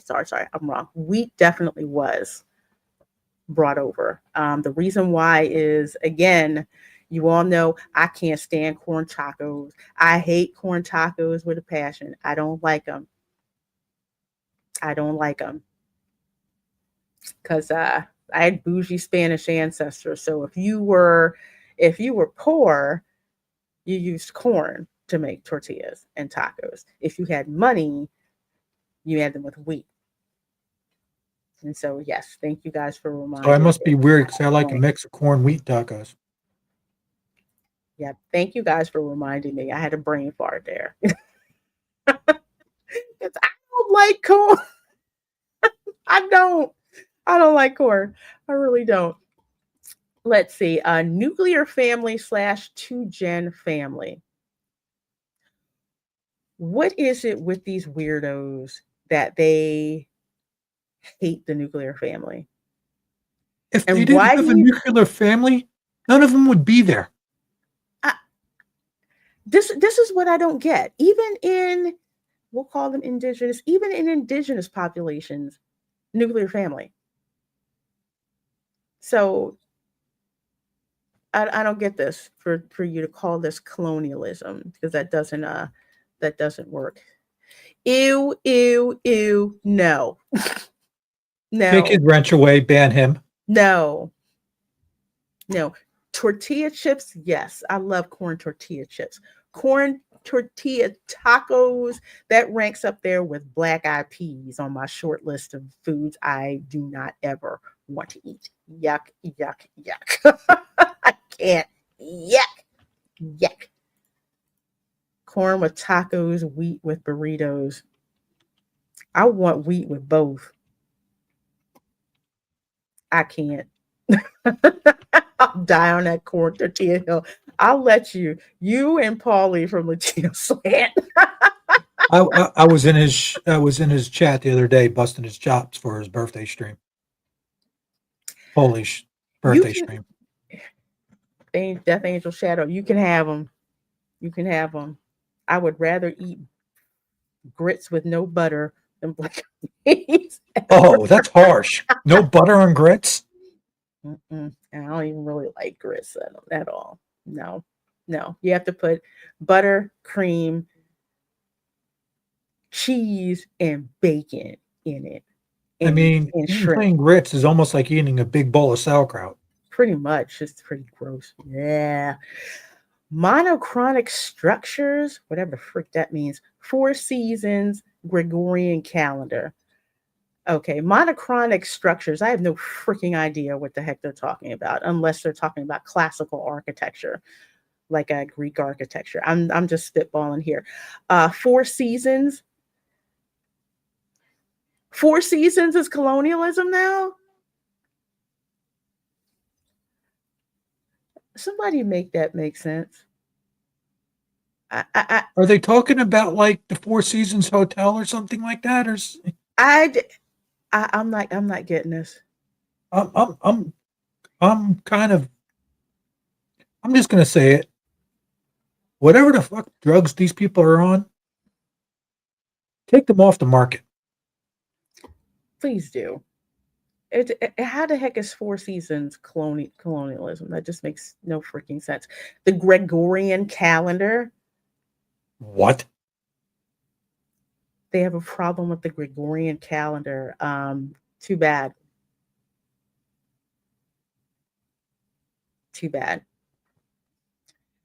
Gregorian calendar, that is for oh my gosh, Caesar Augustus, I think. And the Julian calendar was for Julius Caesar. So that's the first one. They added July, and then for Caesar Augustus, they added August. So we go by the Gregorian calendar. I think the Eastern Orthodox Church goes by the Julian calendar. So what do they want to go by then? I don't know. I guess the Aztec Stargazing? style. I have no freaking idea. I have no idea. Like, we're not supposed, I'm used to the Gregorian calendar. Just because you don't want colonialism in games, I have to deal with whatever screwed up calendar you want. No, I don't think so. Doesn't work. Conveniently ancient civilizations, whatever the heck that means. I don't freaking know. I guess they mean the natives showing up. Okay. So if I play Civilization, all right, and one of my scouts comes across a village, is that what y'all mean about conveniently ancient civilizations? I don't know. Spirituality is silly. That's a lie from the pit of hell. That's all I'm going to say. And straight up racism. Okay, you're throwing this stuff out there with absolutely no proof. So playing as a fictional character, you're a hobbit, you're farming, and you come across another fictional character. Let's say he's a troll. And you fight each other because the troll wants to eat you and all you want to do is farm. How is that racist? It's not. When everything is racist, Nothing is. And here's another thing that pisses me off. People throw around racism so much that it masks the ugly history and meaning of that word. Racism is a very serious charge. Yes. And you need evidence for that. I mean, you can call somebody a bigot. You don't really need that much, evidence for that. I know I'm bigoted against the University of Miami. I don't care. I don't freaking like them. I don't. A whole bunch of repeat offenders. Anyway, allegedly. Anyway, so I can call somebody a bigot. That's easy. You don't need a whole lot of evidence for that. But to call somebody racist and for you to just throw that out there. They drop that word so much that they're basically trying to desensitize people to what it is. And when they do that, that means they're actually guilty of it. But they don't want to say that because remember, people of color can't be racist. Yes, y'all can. Which one of the famous lines that I've said on, not on my channel, but just on other channels. No one group of people has a monopoly on racism. None of them do. So you can't use that, oh, well, Black people can't be racist and they can't be racist, blah, blah, blah. Please. Be our guest is shouting something ticked them off. And I agree. Oh, okay. I get that in the minute I see. Hey, my sister's like preach it, Lorraine. Yeah. Yep. I've seen groups be racist towards each other. I know a friend of mine who was Filipino. He wanted to go to what was it? No. Well, a friend of mine was Filipino, but someone else who I knew who was Chinese was trying to get into medical school. And he was like, yeah, I can't really get into medical school. It seems the only Asians they want to let in are Filipinos. I'm like, damn, that's racist. I'm like, damn, did you really just say that? I've seen Indian people from different castes be racist towards each other. I tell you, if there's one thing that I've learned from traveling abroad and being around different groups of people, yeah, I've seen that. And it's not cool at all and not endemic to just one group. But yeah, this is what this whole thing is. How can we decolonize cozy games? Like colonization is a problem. First of all, it's not freaking real. It's called the setting of the game. That's what that's called. And why are you talking about safety? What does safety mean for the audience we're trying to reach? There's no what safety? Safety from being called out when you blow yourself up? Stand back. Yeah. Stand back. Back up. It's gonna blow. Ridiculous. Sounds like a friggin' porno. God. What mechanics, rewards, cultural touchstones, and character archetypes will we implement that will resonate with them? I don't want it to resonate. I want to be able to blow stuff up, get loot, double tap people, slay dragons. That's what I want to do. I don't care about the relationship of the player to the character, the player character to the NPC. The only thing I care about the NPC is that they give me the information and the stuff that I need. I don't care about anything that. How many generations of people are present at any time? What? Why does that matter?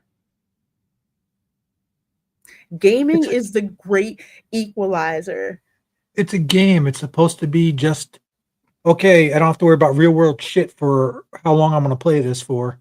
I just want to be distracted, let my mind do senseless crap or maybe a puzzle game or whatever. Whatever.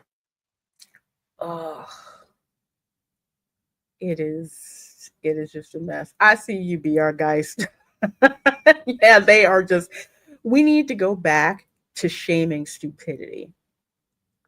We really do. We would run out of places to do that. But I think we should try. You know, Yeah. bring back the dunce cap. You know, it's not wrong to be ignorant. Like when you don't know better, when you learn better, you do better. It is bad if you're just stupid, which means you know better, but you don't do better. You know, it's what we Gen Xers call retarded. That's what that means. Totally what that means. How is time measured? Oh, I can't. Best way to decolonize cozy gays is to fire this dumbass. No one is paying any attention to this. This is BS. So okay. Is that the person who wrote that? Yes, this is the person who wrote that. I can't tell if it's male, female, or whatever the hell it is. I think she is. Is she? Honey, you should ask. Funny you should ask. Let's see. I think I can find her session. Let's see. Where is she at? Ah, she's a they them.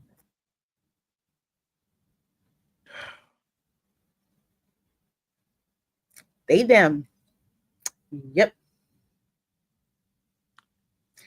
Where are they based out of? California or Washington? I don't know where she's based out of. And I don't know where this expo. And they're industry leaders. I don't think so. Yeah, I think they're industry leaders in their own mind. Again, I don't see anything wrong with people getting together to exchange ideas, so long as there is not exclusion. It's very simple. This person who's saying that has a mental instability, and anything they write, we should take with a grain of salt because apparently their hormones are screwed up. Well, I think you need to go get that straightened out. I think the guys that put he, him, or worse.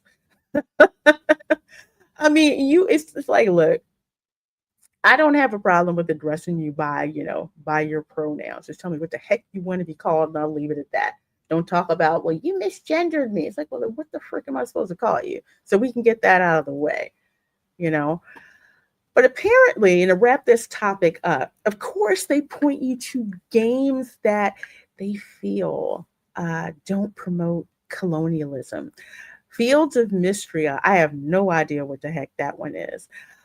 Salt Sea Chronicles, I'm looking at the art and I ain't even interested in that one. Tales of the Shire, I have seen, which got lots of little white characters in it.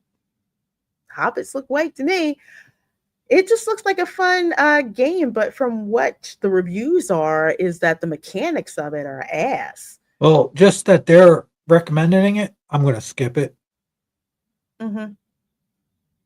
I mean, I have enough crazy in my life. I don't need this shit. Tell me what game to play. I think here's the thing is, it's like you are so concerned with, oh, we don't want to offend people. We don't want to do this. We don't want to do that, to the point where you make a crap game that hardly anybody wants to play. And I've seen several reviews of Tales of the Shire from people who play cozy games on a regular. It is not all that at all. But that's what happens when you're more concerned about an agenda than creating an actual game that people want to play. It's just ridiculous. Yeah, they were involved in Tales of the Shire, which should have had all the stuff that they were complaining about. Yeah, there's farming, there's cooking, there's little white hobbits. I didn't see any black hobbits in there. White hobbits. You know, you have to pay attention to how long your food is cooking. I mean, this is all of this. It is ridiculous. And maybe what you really need to do, well, one, get rid of Sweet Baby Inc. working on any of your projects, because they're obviously not about improving your game and all about agenda that they want to push. Again, Fictional. it's a lovely game, nice game. Be ashamed if someone called it racist. They need a caveat in their title. Sweet baby. They snuck in a few. Below it. We should be able to superimpose it. They're all nuts. Don't give a shit what they say. Well, they snuck in a few, not many, but still. You know, but it's a brand new flipping day. Okay. People are getting tired of being called racist, of being called colonizers, of being shamed for the type of games that they want to play, for being shamed because you want to see good-looking women in games, ashamed if you want to see good-looking men in games, shaming them because you want to play a game that's competitive.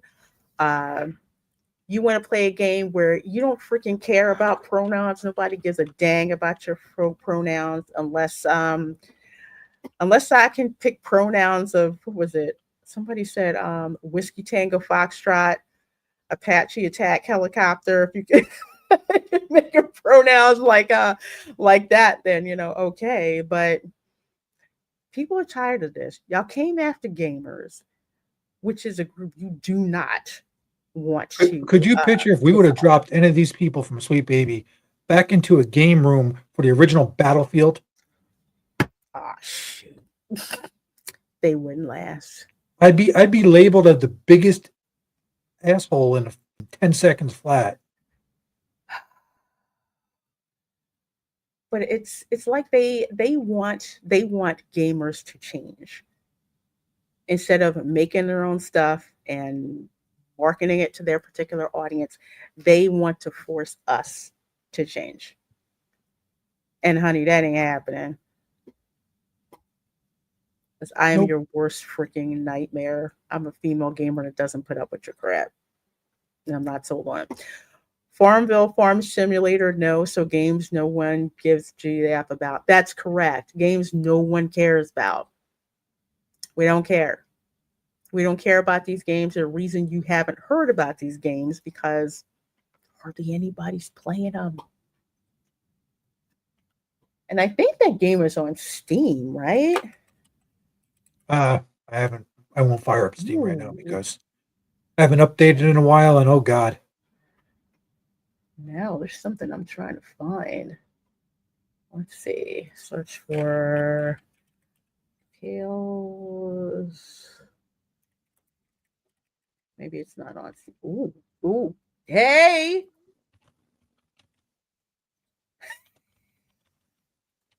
Okay, maybe this is just me, but should it be that low? 370 in game. 300. How much is the game? Is it free? That's a good question. I have I think it just says install, so I don't know. I don't think it is. What does it? Just says install. Watch this game on Steam. I'll find out in a minute. Well, I don't have a license, but let's see. No, it is not free. It is $27.99. It just went to my Steam account. It's $27.99 to buy. $27.99. $27.99. Oh, it's on sale. Pass. Oh, that's the sale price. Pass. I can't. So that's 370. I wonder if they're still on that site, Sweet Baby Inc. Detected. It probably is. I mean, if you want a comparison, okay, 370 in game. So that's what's current right now. How many people are playing Counter-Strike right now? 572,000. Look at that. And that game's been around a long, long time. This is 2. Long ass time. Long time. So how many people are playing Call of Duty? I'm curious. Ooh, Helldiver 65. Helldiver 2. Call of Duty 44. 44,000. 44,000. Let's say 45,000. And that one's getting dropped like a hot rock too with some of the stuff they're doing. Yeah, I saw at a Gamescom in Germany when they brought this out and we're talking about what they were doing with the latest version of Call of Duty. I said, I'm out. I'm waiting on Battlefield 6. So yeah, that one I'll be playing Battlefield 6. Delta Force, Dead by Daylight, Stardew Valley. Now that's a cozy game. Rainbow Six Siege X still has 49,000 people. Okay. Baldur's Gate 3, although that game is crazy. Apex Legend, Hollow Knight. You see that game War Thunder? What? I actually play that. And that has 34,000 people and it's free. Grand Theft Auto 5 Legacy. Almost 30,000 people playing that. Cyberpunk 2027. No Man's Sky. Valheim. Even The Sims got Civilization, even though that's 7. I have 6. Destiny, Pal World, which I heard is a lot of fun, even though Nintendo's suing them. Look at this. Final Fantasy. Look, all of these games. Schedule 1. I heard that's ridiculously addictive. But you see all of these games, how many people are playing, and then you have this piece of crap game over here, that involve consultants that want to shame people about colonialism. I don't think so. Again, y'all need to stay focused on making your games instead of trying to tell us gamers what to do, because that ain't happening. Just saying. What you want to bet? Dreamlight Valley has more. Probably. More stuff in it. Yeah. Oh my gosh, the devs. Well, let's see. They had the Pride events in Dreamlight Valley. What else did they have that was in there? I'm surprised they let Mickey and Minnie talk about going on a date. That shocked me. And the devs for Dreamlight Valley, they all have their pronouns when they do the showcase. I'm like, I don't care about that. Oh yeah. Something else to tell you. Really, really messed up. Well, let's see. Before we go into our main topic, of course, which is Jimmy Kimmel. I know we had a lot going on. Let's see. I want to look at some other things. Death Angel Shadow says, since when is colonialism bad? We wouldn't have technology today without it. No, it's not technically bad. Some people portray it as bad. They will say, oh, colonizers or whatever. Well, you lost. That's just how it is. People came over to this country, whether some by legal means, some by not legal means, but either way, you're right. We would not have technology. That technology exchange would not have happened. Technology, goods, services. The world got smaller, and that's what happened. So now, I think people who talk about colonialism, and yes, there are some issues with colonialism in general, but to paint people or a certain whole system as bad, no. Because again, if it wasn't for colonialism, a lot of people wouldn't be here. I wouldn't be here. And it's not colonialism that you have a problem with. For some reason, you have a problem with white people. And you mask that by wrapping it up in colonialism. So that's what I'll say for that. It's okay to blame the English for all the colonialism because they're white, but don't pay attention to the truth because Spanish usually have more melanin. Well, you've got fair-haired Spaniards. Cortez was blonde and blue eyes, which is why the Aztecs thought that he was a god, because they had a prophecy, that, prophet with like hair like the sun would come and save them. And that's how, that's how Cortez got an in with that. Also, a lot of people don't know Cortez had a West African enforcer as muscle when they showed up in Mexico. Yeah, Juan Garrido, you can look that up too. He was from West Africa, but he was what you call, was it Gonzalez? But he was basically an Afro-Spaniard. He came over with Cortez. But yeah, so when you hear people talk about they want to blame, they say that they're not white. What they want to say is that they're not Anglo. That's the more specific thing. It's okay to trash the English about it, but people tend to forget that the Spanish and the Portuguese were in that whole colonialism game first. And why they get a pass, I don't understand. Really don't.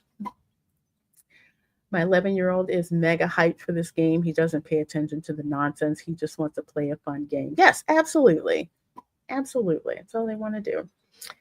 Lorena, your ancestors got around. Yes. Yes, they did. Sometimes I look and I'm just like, people think I'm making this stuff up. It's like, who? Oh, Lord. Yeah, they did. They got around. With lots of families, some that didn't know each other. So that was one of those things, the age of exploration. Oh, Lord, it wasn't just about ships. Okay, that came out wrong. It came out so wrong. Yes, they have animal characters. I read an article complaining that there are more animal kids books than people of color kid books. Yeah, shenanigans. They do have a lot of animal characters. The two cozy games that I played, they're mostly human, with some fairies and wood sprites and stuff like that. But I don't get that. But anyway, going from that craziness, and about 200 of you guys here are watching between YouTube and X. So thank you so much for being here. This is the Spice Lounge. And of course, you got me here. And of course, you have also got Tom F here as well. Erica had to step out. Oh, gosh. Should we get into Jimmy? Do we want to? We need to. We really do need to. And here's the reason why. Hollywood thinks that you have short memories. Hollywood seems to think that, I would say that they are more important to your life than, say, the truck driver that brings your groceries to the Walmart. Okay, the plumber that, fixes the leaks, your mechanic that fixes your car. Somehow you need them, or so they think. And if we rubes over here and flyover country are too dumb to understand that, well, guess what? We have got these celebrities to show us the way. So we will go with how things started before we get to go to how things are going. And Pete McDevitt is in the chat. Hello, my dear. So good to see you. So good to see you. Pete is another awesome theme park content creator. Let's see. Can one of my mods drop a link to Pete's channel? I'd appreciate that very, very, very much. So glad that you're here, my dear. Let's see. So let's start from the beginning, because rather than people talk about what Jimmy Kimmel said, which is in relation to what unfortunately happened to Charlie Kirk when he was assassinated, you've really gotten to see how ugly some people are with their reaction to what happened to Charlie Kirk. And here again, we have Hollywood celebrities who have no tact. They don't care.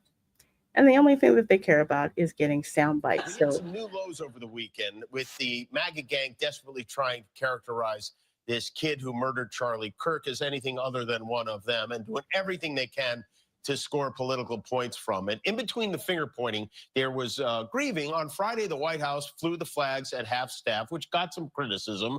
But on a human level, you can see how hard the president is taking this. My condolences on the loss of your friend Charlie Kirk. May I ask, sir, personally, how are you holding up over the last day and a half, sir? I think very good. And by the way, right there, you see all the trucks? They've just started construction of the new ballroom for the White House, which is something they've been trying to get, as you know, for about 150 years. And it's going to be a beauty. Yes. He's at the fourth stage of grief, construction. There's demolition, construction. This is not how an adult grieves the murder of someone he called a friend. This is how a 4-year-old mourns a goldfish. We hit some. Okay, so this guy's a heinous prick. This is what Jimmy Kimmel. This is what Jimmy Kimmel said. Now, the latter part where he's talking about Trump, and it's very, very obvious what they were doing, and the press, and they can ask some of the dumbest freaking questions ever. It's like, what do you expect for the president to just come apart?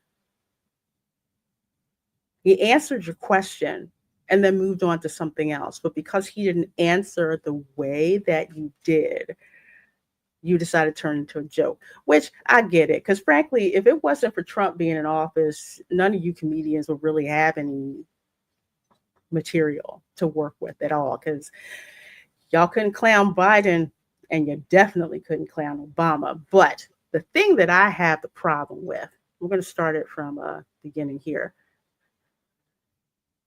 is what he said about MAGA and the now what we know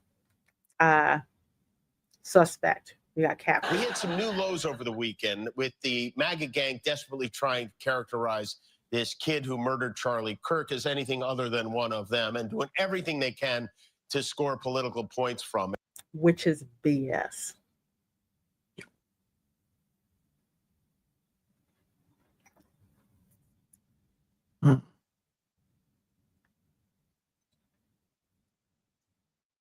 I'm like, go ahead, Tom. No, I'm trying not to say what hasn't been said or numerous times, that this guy's delusional. He's a crap stirrer. He's flat out lying about this, and he's a narcissist.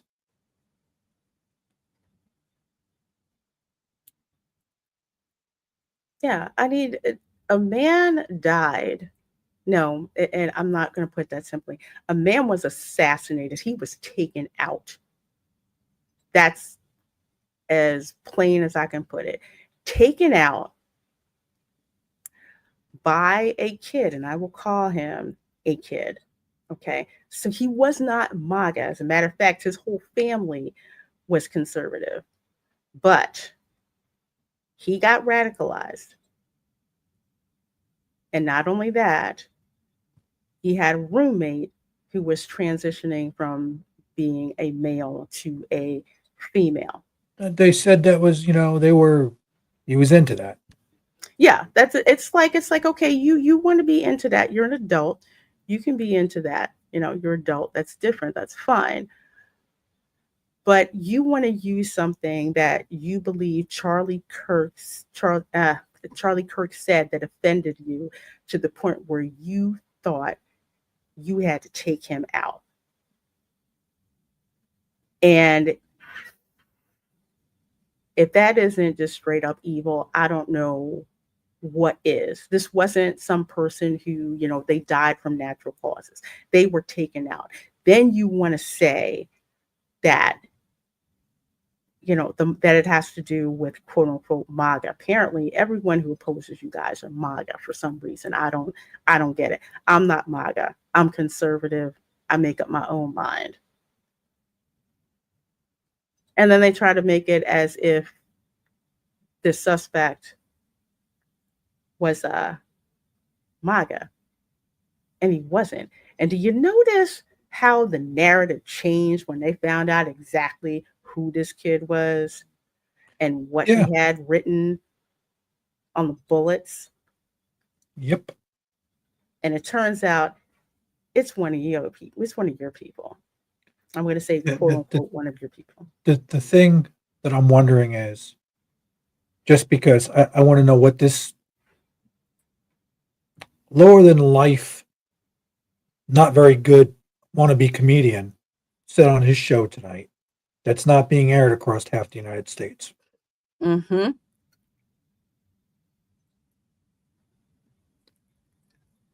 So, I'm just wondering, how bad did he insult somebody? Did he try to make a half-hearted apology? What did he do? And I'm not going to be surprised if he didn't do any of those. If he just went about just talking crap. And supposedly he was supposed to have Newsom on. That's what I heard. So that's probably going to be a crap show. Because here's the other thing about Jimmy Kimmel, because I didn't think anybody was really even watching him, at all. And when it comes to the affiliates, because this is another thing that I don't think people understand. Disney/ABC, they own, I believe, 6 affiliates in the United States. The one that I am most familiar with is Action News, WABC, in Philadelphia. Disney owns affiliates in the top 6 marketing areas or cities. There's of course, there's KABC out in LA. I'm used to them, but Action News, Channel 6, that's Disney. Okay, so you've got Philadelphia, New York, San Francisco, Los Angeles, I think Austin, and there's one more that I'm missing. Okay, so that's 6. Those other affiliates, and I'm blanking on the name, I'm blanking on the exact name, but those affiliates, they own stations in like Birmingham, Alabama, Altoona, Pennsylvania, State College, Pennsylvania. They own like at least 40 to 50 affiliates. Now think about all of those affiliates. That's just one company. They own many more. They own those stations. They do not have to air what they don't want to air. At least anything that doesn't violate, a contract. Yeah. They don't. And put a pin in that. So when you talk about quote unquote free speech, and I'm going over here to Geeky Sparkles' post because she said it way better than I did. The hypocrisy is what I'm most angry about. So Sunny hosted on today on Jimmy Kimmel's firing. Our founders drafted the First Amendment to protect the rights of citizens to criticize the government. What does the government have to do with what Jimmy Kimmel said? Absolutely nothing. He wasn't. You're talking about they assassinated a civilian, and he was making light of a civilian's death. He was lying about it. That's misinformation. Exactly. I just don't, it has nothing to do with our government doing anything. They're not who censored him. No. His employer basically said, you know what? You're making us look bad. What you said, no. you need to go in time out for a little bit. So which is why they suspended the show. So that's between him and his employer. Jimmy Kimmel is employed at the pleasure of Disney. So if Disney decides y'all need to shut up, you need to shut up. It's kind of like on The View. Remember when Sony Hosting kept saying so much crap that they had to read legal notes? They had a lawyer sitting there going, okay, now come back with this. Okay, come back with this. The same thing. It has nothing to do with what you're calling free speech. You think it's what you call free speech, you think is freedom from consequences. That's what this is. First Amendment right to protect the rights of citizens to criticize the government. We have a That right is to true. say anything we want, but there are consequences in certain aspects of our life for things we say, especially if it comes to something you're doing that affects your employer. If you're wearing a uniform and you say something wrong, you'll be held accountable for those things you're saying, be it a police uniform, let's say a bus driver uniform, anything, anything. But if you're in just civilian clothes and nobody knows who you are, have at it. But know that if somebody videos you and your employer sees this and they recognize that you work there, you're deep shit.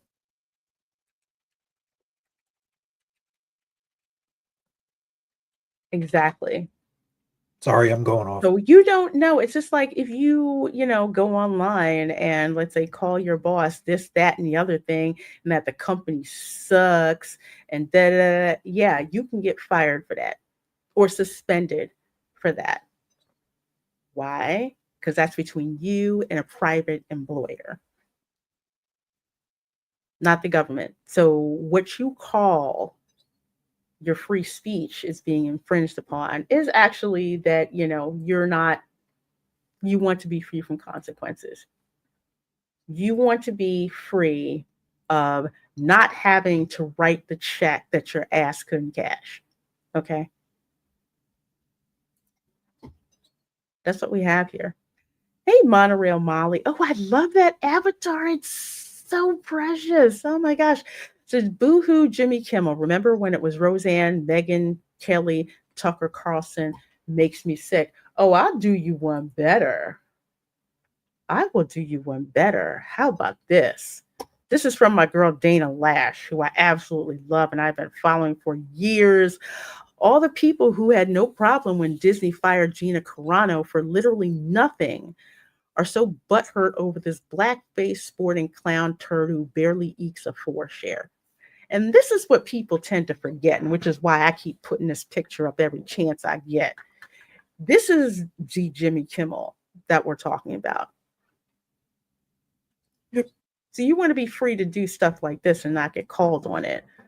But you get called out for saying something completely inaccurate, misrepresented, and you claim your free speech is being infringed upon. Again, you need to go back and read exactly what the First Amendment is.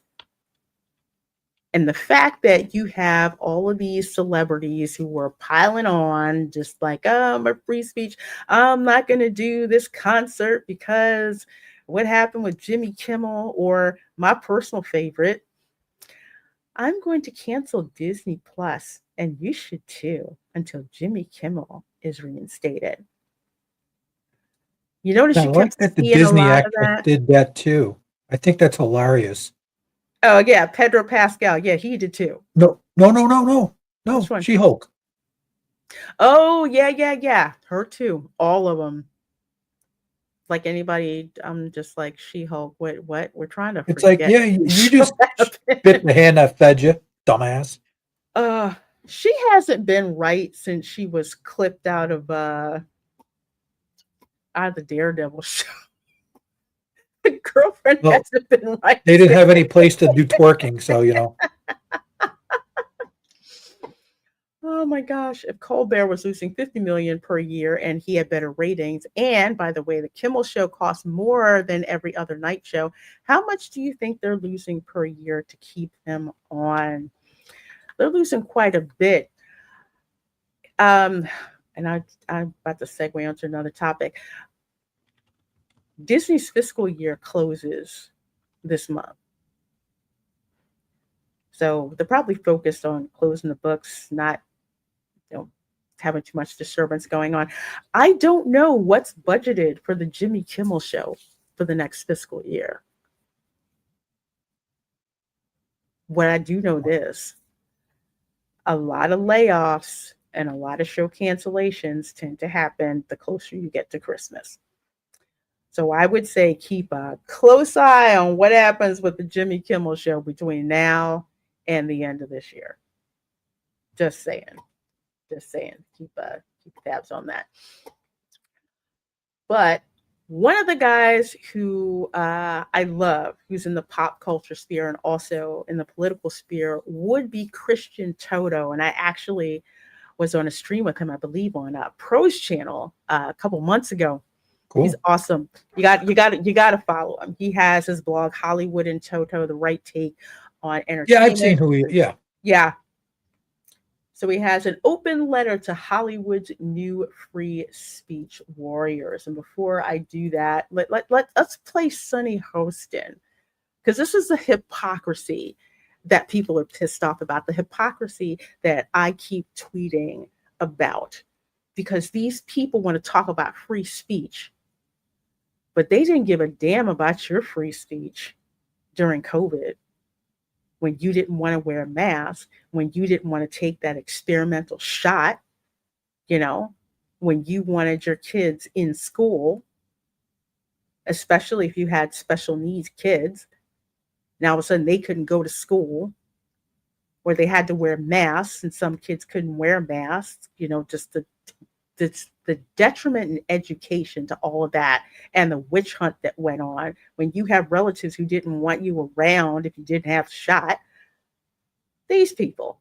Our founders drafted the First Amendment specifically to protect the rights of citizens to criticize the government. When you cross that kind of societal norm, you must pay the consequence. And firing her was the right thing to do. I'm thrilled that ABC did it. Our founders. That was about Roseanne. Yep. She twisted the whole thing. She twisted it. She twisted from talking bad about the government to Roseanne. Never mind. Roseanne, Gina Carano. I mean, that witch hunt, and that's exactly what it was in cancellation campaign. So you have no problem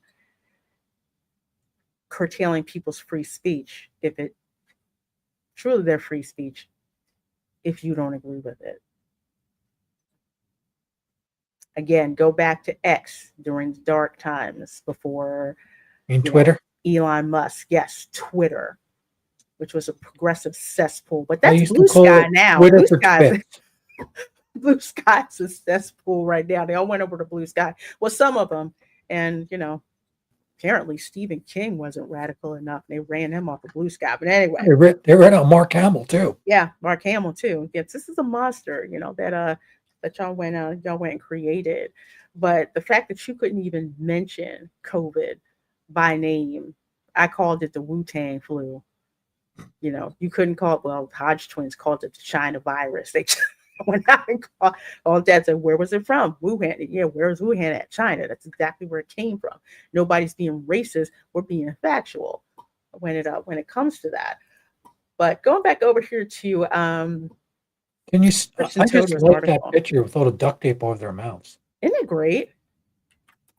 It's totally great. If you're not following Christian Toto on X, you really, really do need to.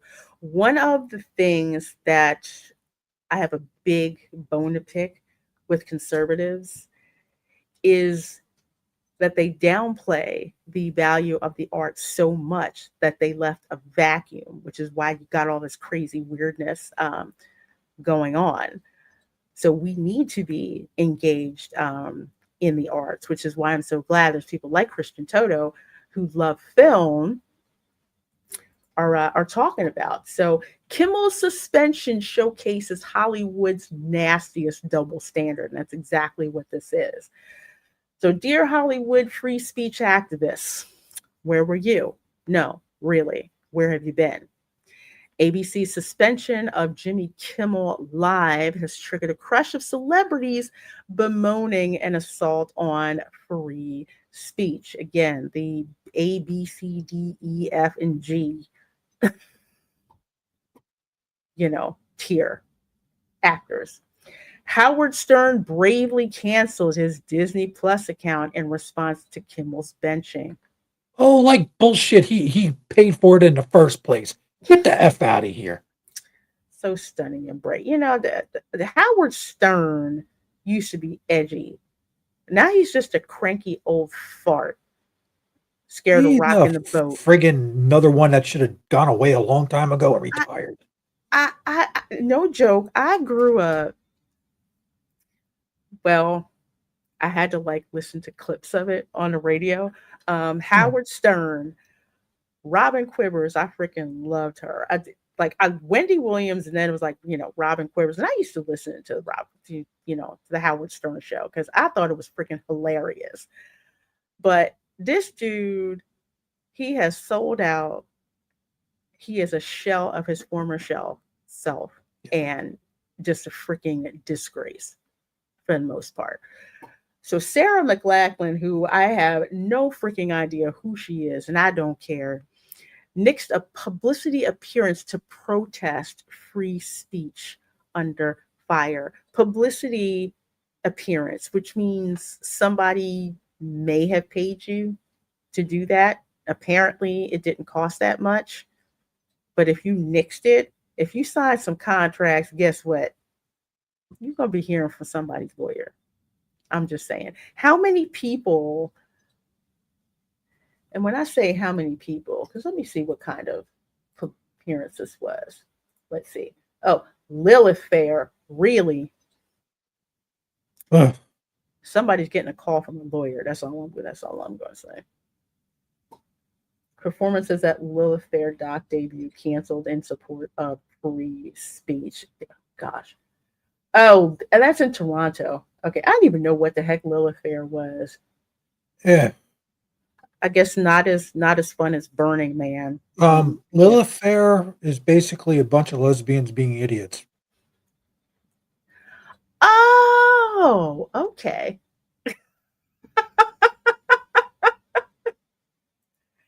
Opie and Anthony was peak. Yeah, I used to listen. They were good when they first came out. Yeah, good. Sarah's also Canadian. Well, that explains a lot. No disrespect. I know some really cool Canadians.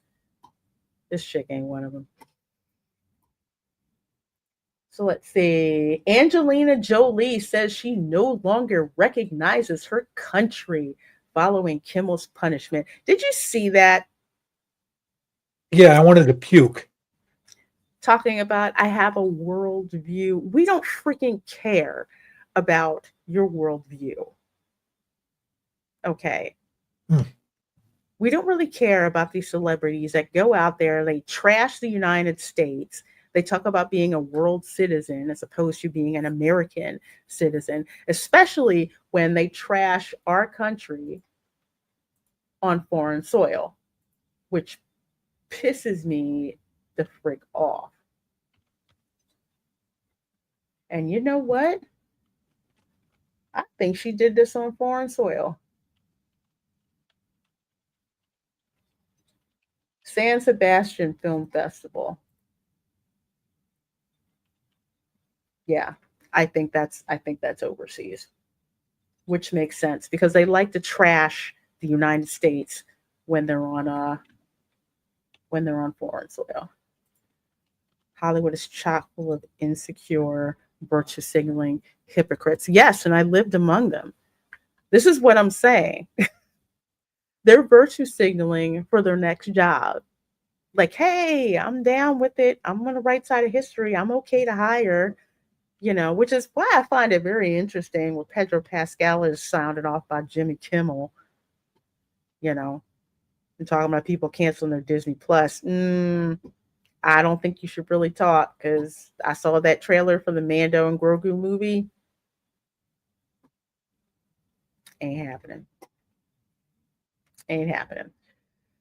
Oh, yes. And hypocrite extraordinaire Pedro Pascal. He is my absolute freaking favorite.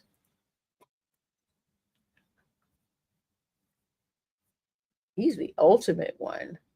Oh my gosh.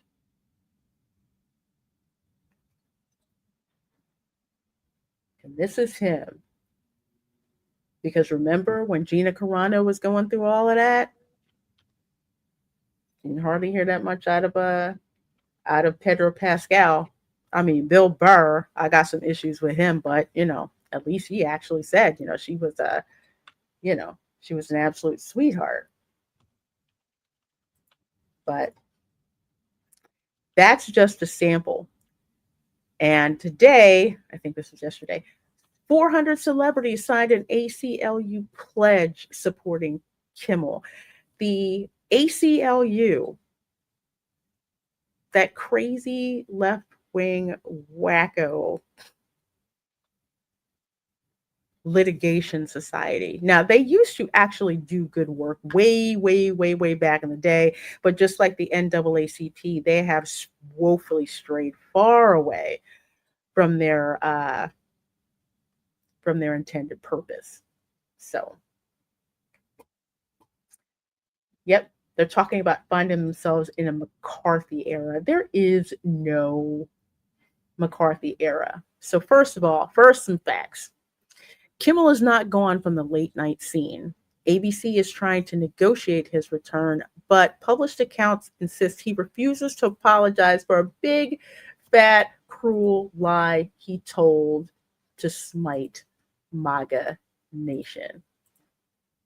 And that's pretty much what he wound up doing, which is ridiculous.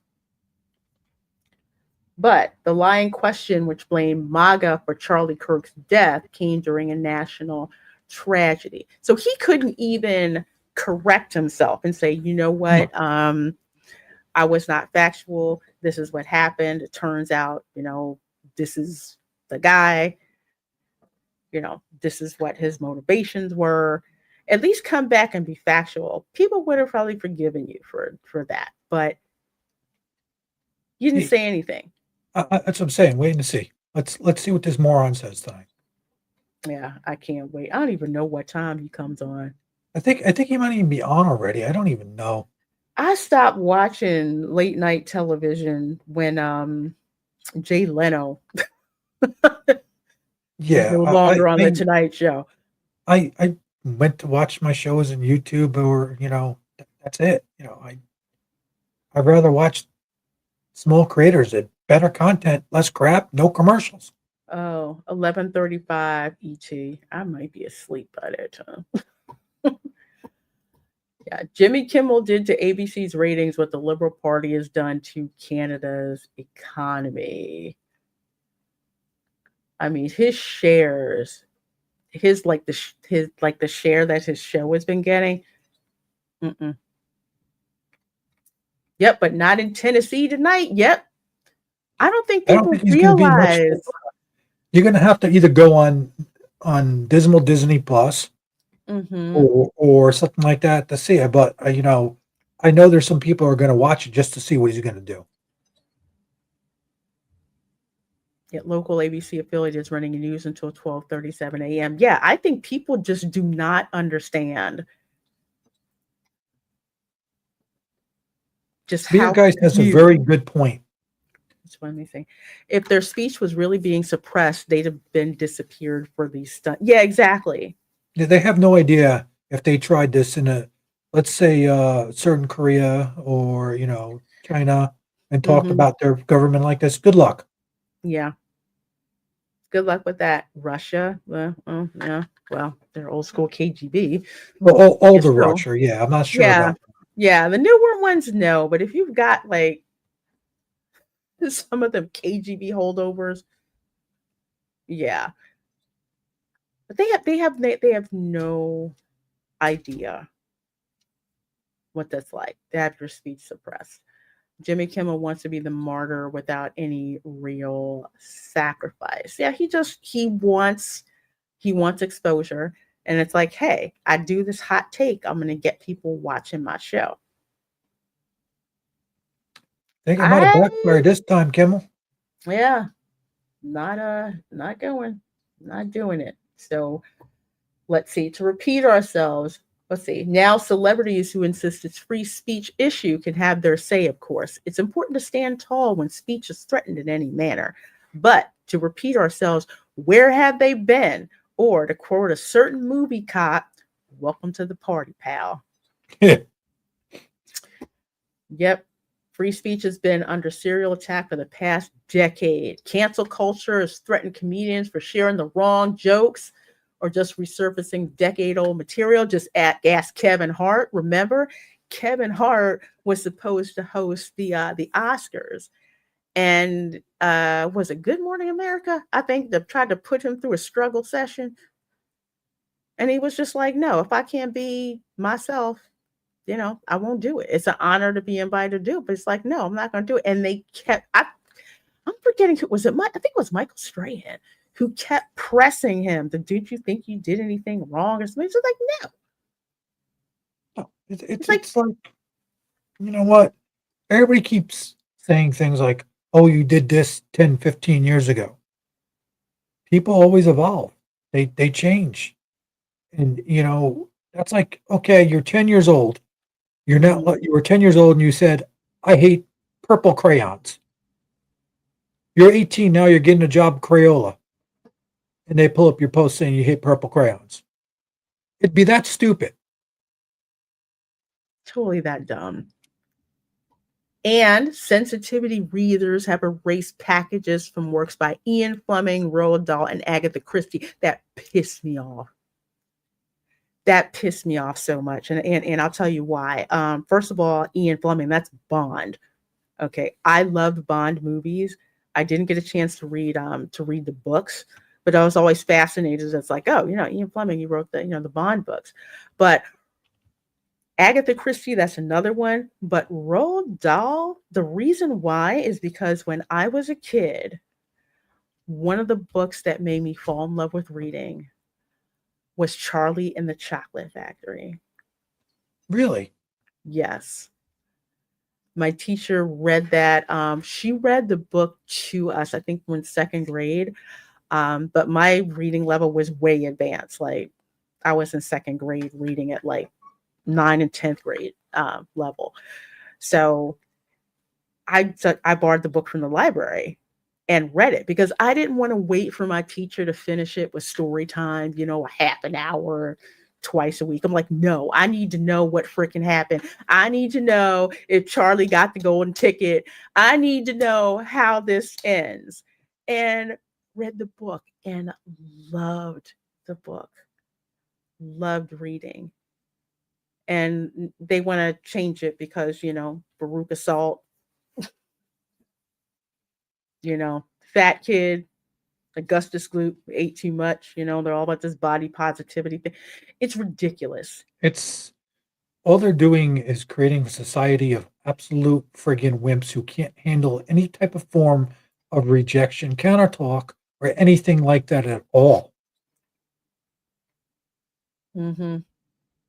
I want to show my purple guitar to show CJ I really didn't mean me. I like purple. You were real life Matilda minus the telekinesis.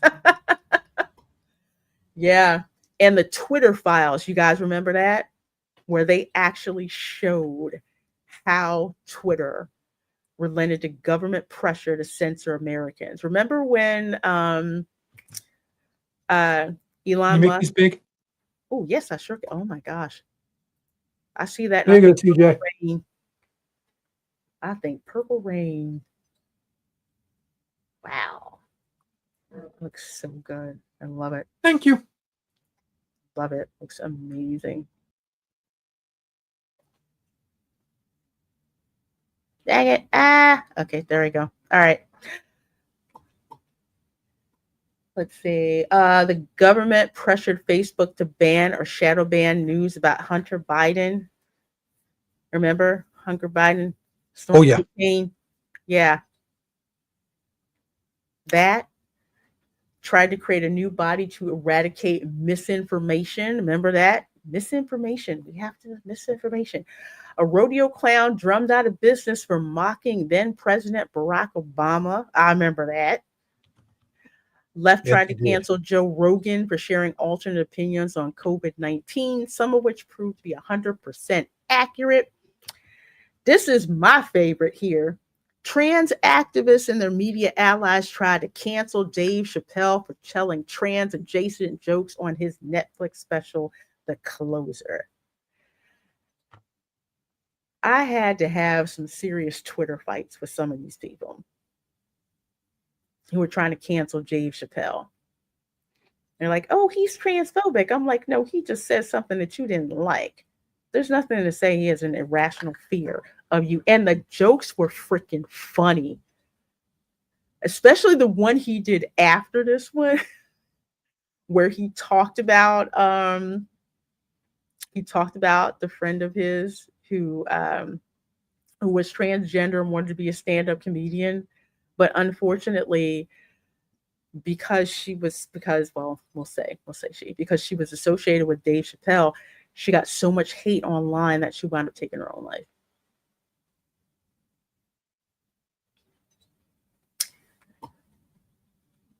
And this was just a mess. I'm like, you want to cancel somebody because you don't like what they have to say. You want the right to not be offended. That doesn't work. But we already know about ABC firing Roseanne Barr. I mean, granted, that heifer blocked me years ago on Twitter because I called her out for something she said that was stupid. You got blocked by Roseanne Barr. I got blocked by Roseanne Barr. Yeah. Yeah. Yeah. She said something. She said something to me. No, I think I told her that her ass was too fat to be on a pole or something like that. I don't know. Something that I said. And she wound up blocking me. But then I found out she got fired. I was just like, look, okay, granted, I don't like that chick, but you going to fire her for that? Okay, whatever. Then, of course, we know Disney fired Gina Carano. Oh, yeah. Okay. They're like, no, but she didn't get her contract renewed. Yeah, that's pretty much what firing is in Hollywood. You have a contract for a certain number of episodes or whatever, and they don't renew it. Guess what? You're de facto fired. Hollywood Blacklist 2.0 continue to pace, of course. Conservative speakers facing relentless attacks on college campuses. That's what drew my ire because I had never seen that happen before. College was usually where you would have the exchange of ideas. That's what college was supposed to be. You know, you got introduced to some ideas you liked, some you didn't. And if you didn't, you know, who cares? Go hang around with the people that you do. Jewish artists facing cancellation threats, that as well, which was disgusting. Artists self-censored for fear of personal reprisals. Some even memory hold their own work. And of course, we unfortunately know what happened to Charlie Kirk. And Hollywood celebrities cheered when social media giants kicked Trump off their networks after January 6th. Remember, they kicked him off of Facebook. Didn't they close down another social media platform that was a little bit more open speaking? Yeah, I believe it was called Parler. Parler, and there was another one. Parler made one mistake, and Dan Bongino, I think, was invested in that. They based it on Amazon Web Services. Yeah, that was their first mistake. I heard that. I'm just like, no. Wait, you built a free speech platform on Amazon Web Services. I'm like, no. Nah. But yeah, partial list. You know, Kimmel was many to stand down through it all. Why? The answer is simple and threefold. Celebrities were afraid that if they spoke up, they might be next. Number one, they didn't realize that standing up en masse would protect them while sending a powerful message to the woke scold. So they chose otherwise. Some, due to their siloed news feed, weren't aware of some of these horrifying cases.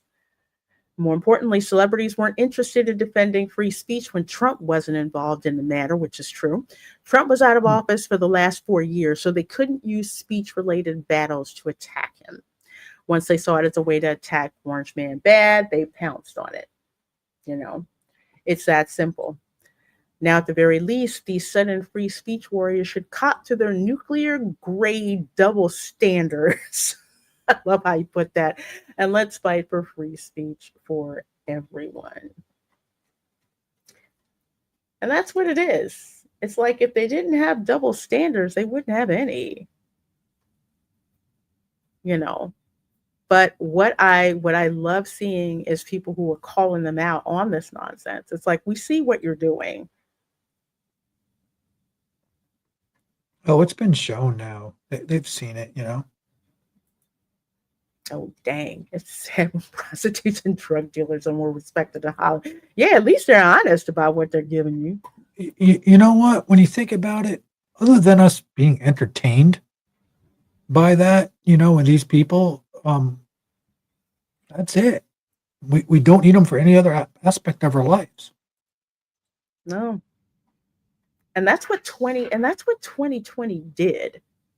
This is what I tell people with the pandemic, okay? That showed exactly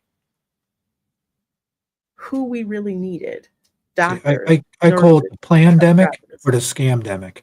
Yeah, because that is true. Plandemic. Somebody, who was it? I think Anthony Ryan Logan used that, called it the plan. He had a cap that says, you know, I survived the plandemic. It's just, you know, we need infrastructure. We need people to treat us for our ailments. Nurses, doctors, whatever. People to grow food, you know, need stuff like you know, that. Veterinarians, farmers. Mm-hmm. Farmers, we need more than anything else, to tell you the truth. Those are the people, you know, those are the people that we needed. But we're more worried about these. Most of the people.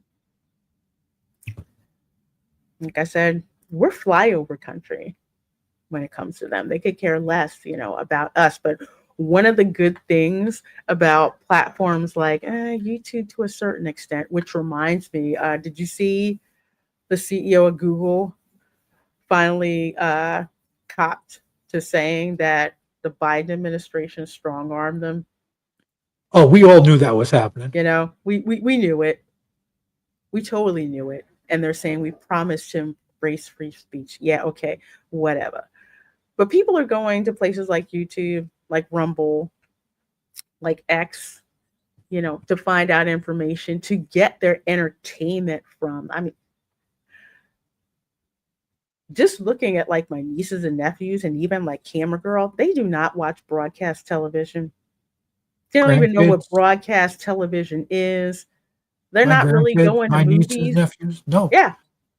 Even my 22-year-old niece, 22 or 23, she could give two craps what's on the regular television. Yep. If it's not on TikTok or YouTube, Don't even get me started with TikTok. I can't with the tickety jog. I can't. Camera Girl has a ton of followers on TikTok. I'm like, people are like, you should get a TikTok. I'm like, no, I don't want it. I don't want it. I'm not interested in it, you know, whatsoever. But that's how the kids think. That's how information gets out. And people aren't paying attention to these celebrities, which is why they're, you know, digging their heels in and trying to shame us into coming back. We're not coming back, my dear. We're really not. These actors in Hollywood, and we'll say a certain segment of them, need to go back to the old school model where you pretty much kept your politics to yourself for the most part, or if you did talk politics, just go back to being entertainers. Yeah, you weren't trashing the American people. You know, you just weren't. But there's an old saying, you know? Don't shit where you eat. Yeah, there's that one. And I mean that in a way, it's like, if you're going to get political and you have nothing to do with politics, and all you're is an actor, you're alienating half the people that would watch your stuff. Exactly. Why are you going to do that? Why piss them off? Why piss off half your potential clients? Just no.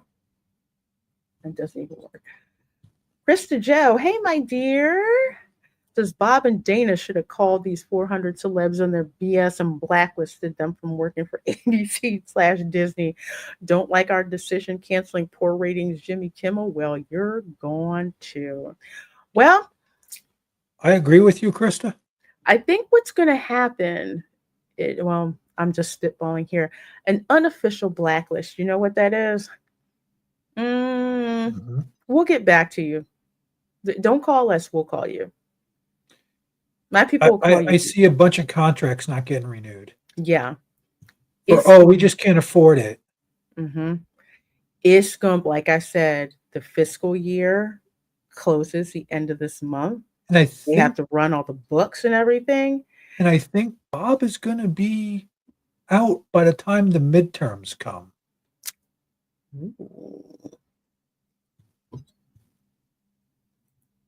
Because they're already trying to, I think they're trying to, I don't think it's going to be Dana Walden as CEO. It might wind up being,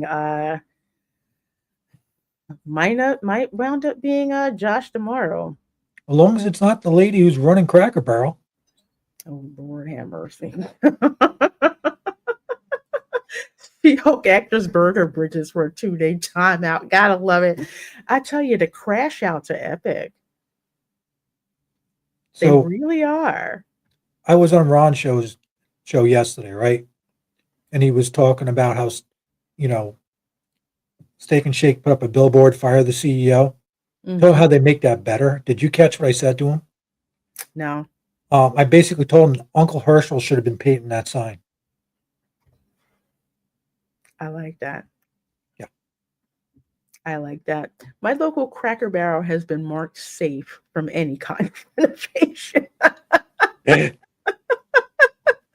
I kept circling. I'm like, okay, doing all right. But yeah, that hasn't changed. So,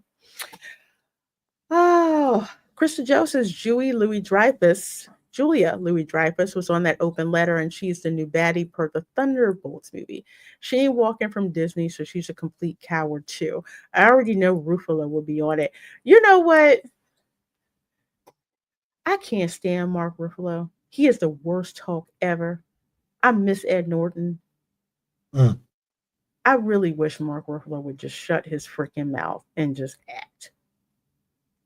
That's all they got to do. Could you picture if Carlin was still alive and he was in his prime, how much crap he'd be giving all these people? It'd be fun. Be hilarious. You mean male feminist Hulk? You remember an episode of Married with Children? And Jerry Springer was on it? And he was the masculine feminist. I used to think that was hilarious. Until you see now people doing I'm it for thinking, real. yeah, until see people doing it for real. I mean, that was the joke. It was so out of the way, and he was causing so much damage that Al and everybody else went down to the TV station and kidnapped him. That was freaking funny. Look, when you think about when that was on. Think about back when that was on. We didn't have half the crap going on that we have with this. No, you really didn't. Monorail Molly says, I wish all actors would just act. I don't care about their political views. Yeah, it never was like say, for example, Jane Fonda. I can't stand that chick with a passion. What she did. They called her Hanoi Jane. I'm not even going to say. Yeah. Nope. Nope. She kind of used to be the outlier. Most people in Hollywood pretty much, we're just here to act, whatever. Like, go back and watch an Oscars show from, like, say, the late 70s, early 80s. It was just fun. The actors literally made fun of, of themselves. And it was actually fun to watch. Now, oh God, please. Yes, she should. Power Queen. I completely 100% agree with you. Totally agree with you. Notice who wasn't on that open letter: RDJ, Robert Downey Jr., Chris Evans, Scarlett Johansson, to name a few. Yeah, they ain't messing with their Disney money. Either that or their publicist said, hey, listen, don't do it. Don't you dare. Don't you freaking dare do it. Don't you put your name on that. Because I bet you all the people. Does anybody know if that little trollop from Snow White was on that letter? She's too busy doing theater, which is actually good for her. She needs to stay in the theater.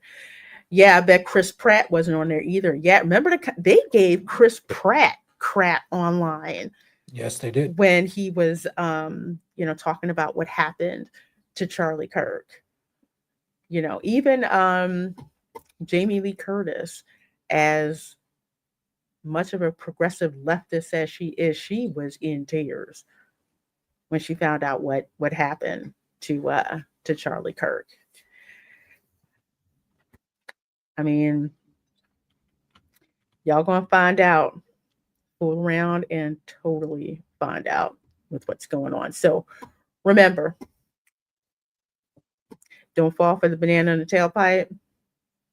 Lolly's Hollywood harlots are not your friends. They look at us as rubes in flyover country and that they know what's better for us. But you know what?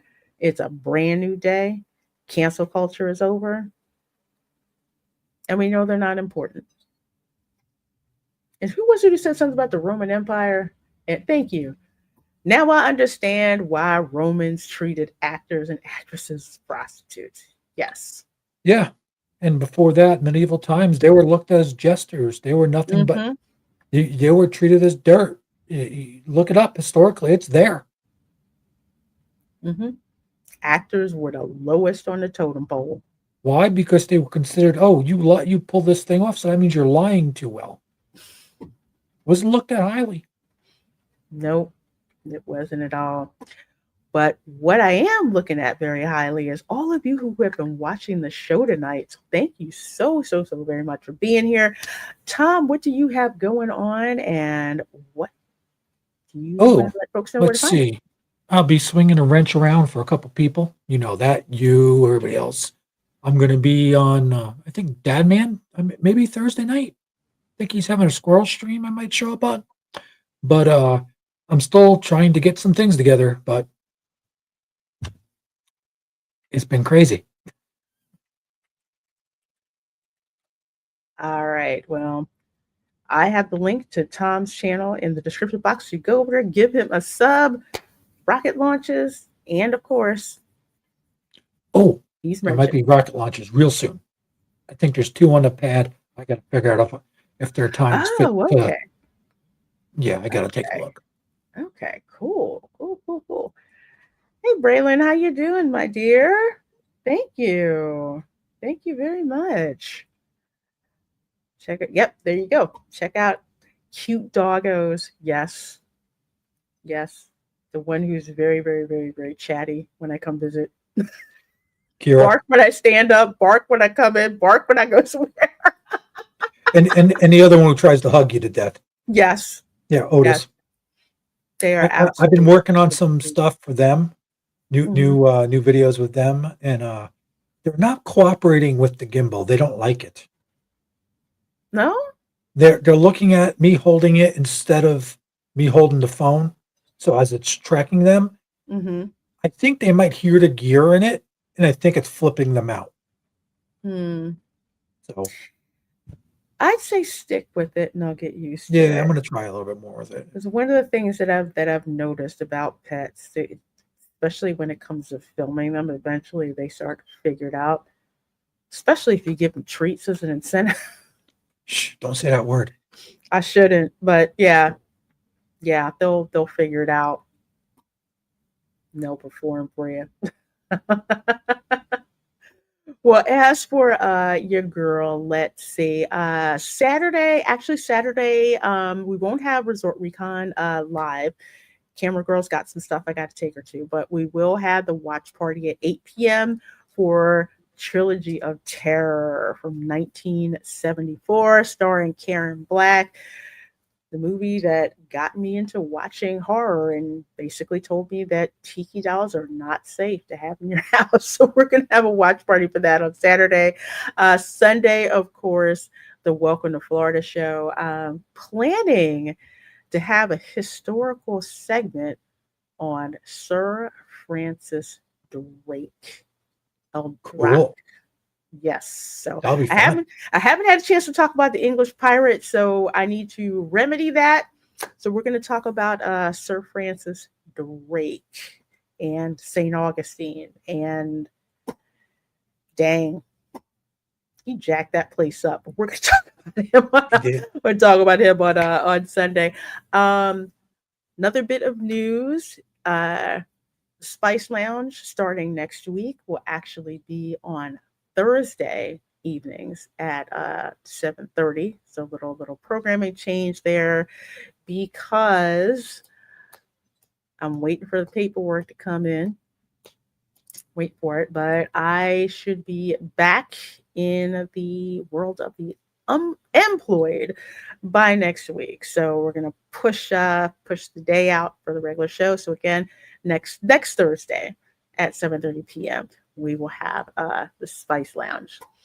So, who pirates get drunk 3PO? That's his thing. That'd be cool if you could make it on the show for that. I know he's got a pirate channel.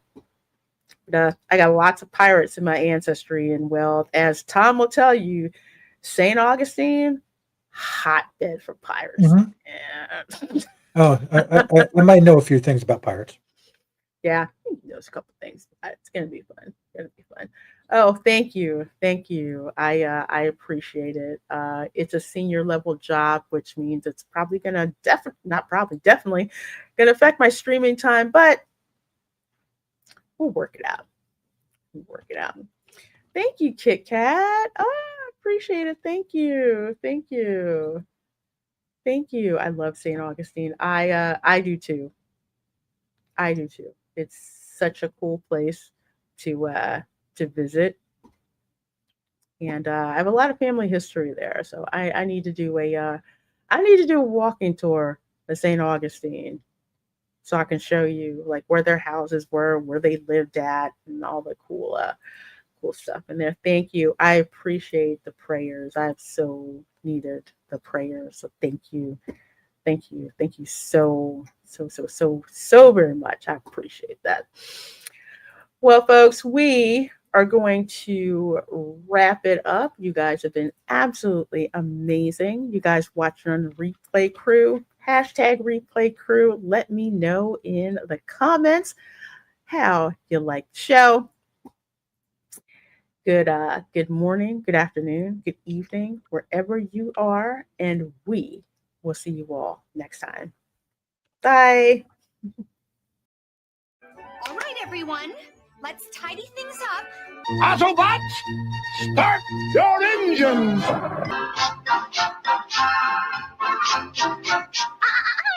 Not under the rug. We'll keep singing without fail, otherwise we'd spoil it. Ready, Prime? Let's roll. Hosing down the garbage pail and scrubbing up the toilet.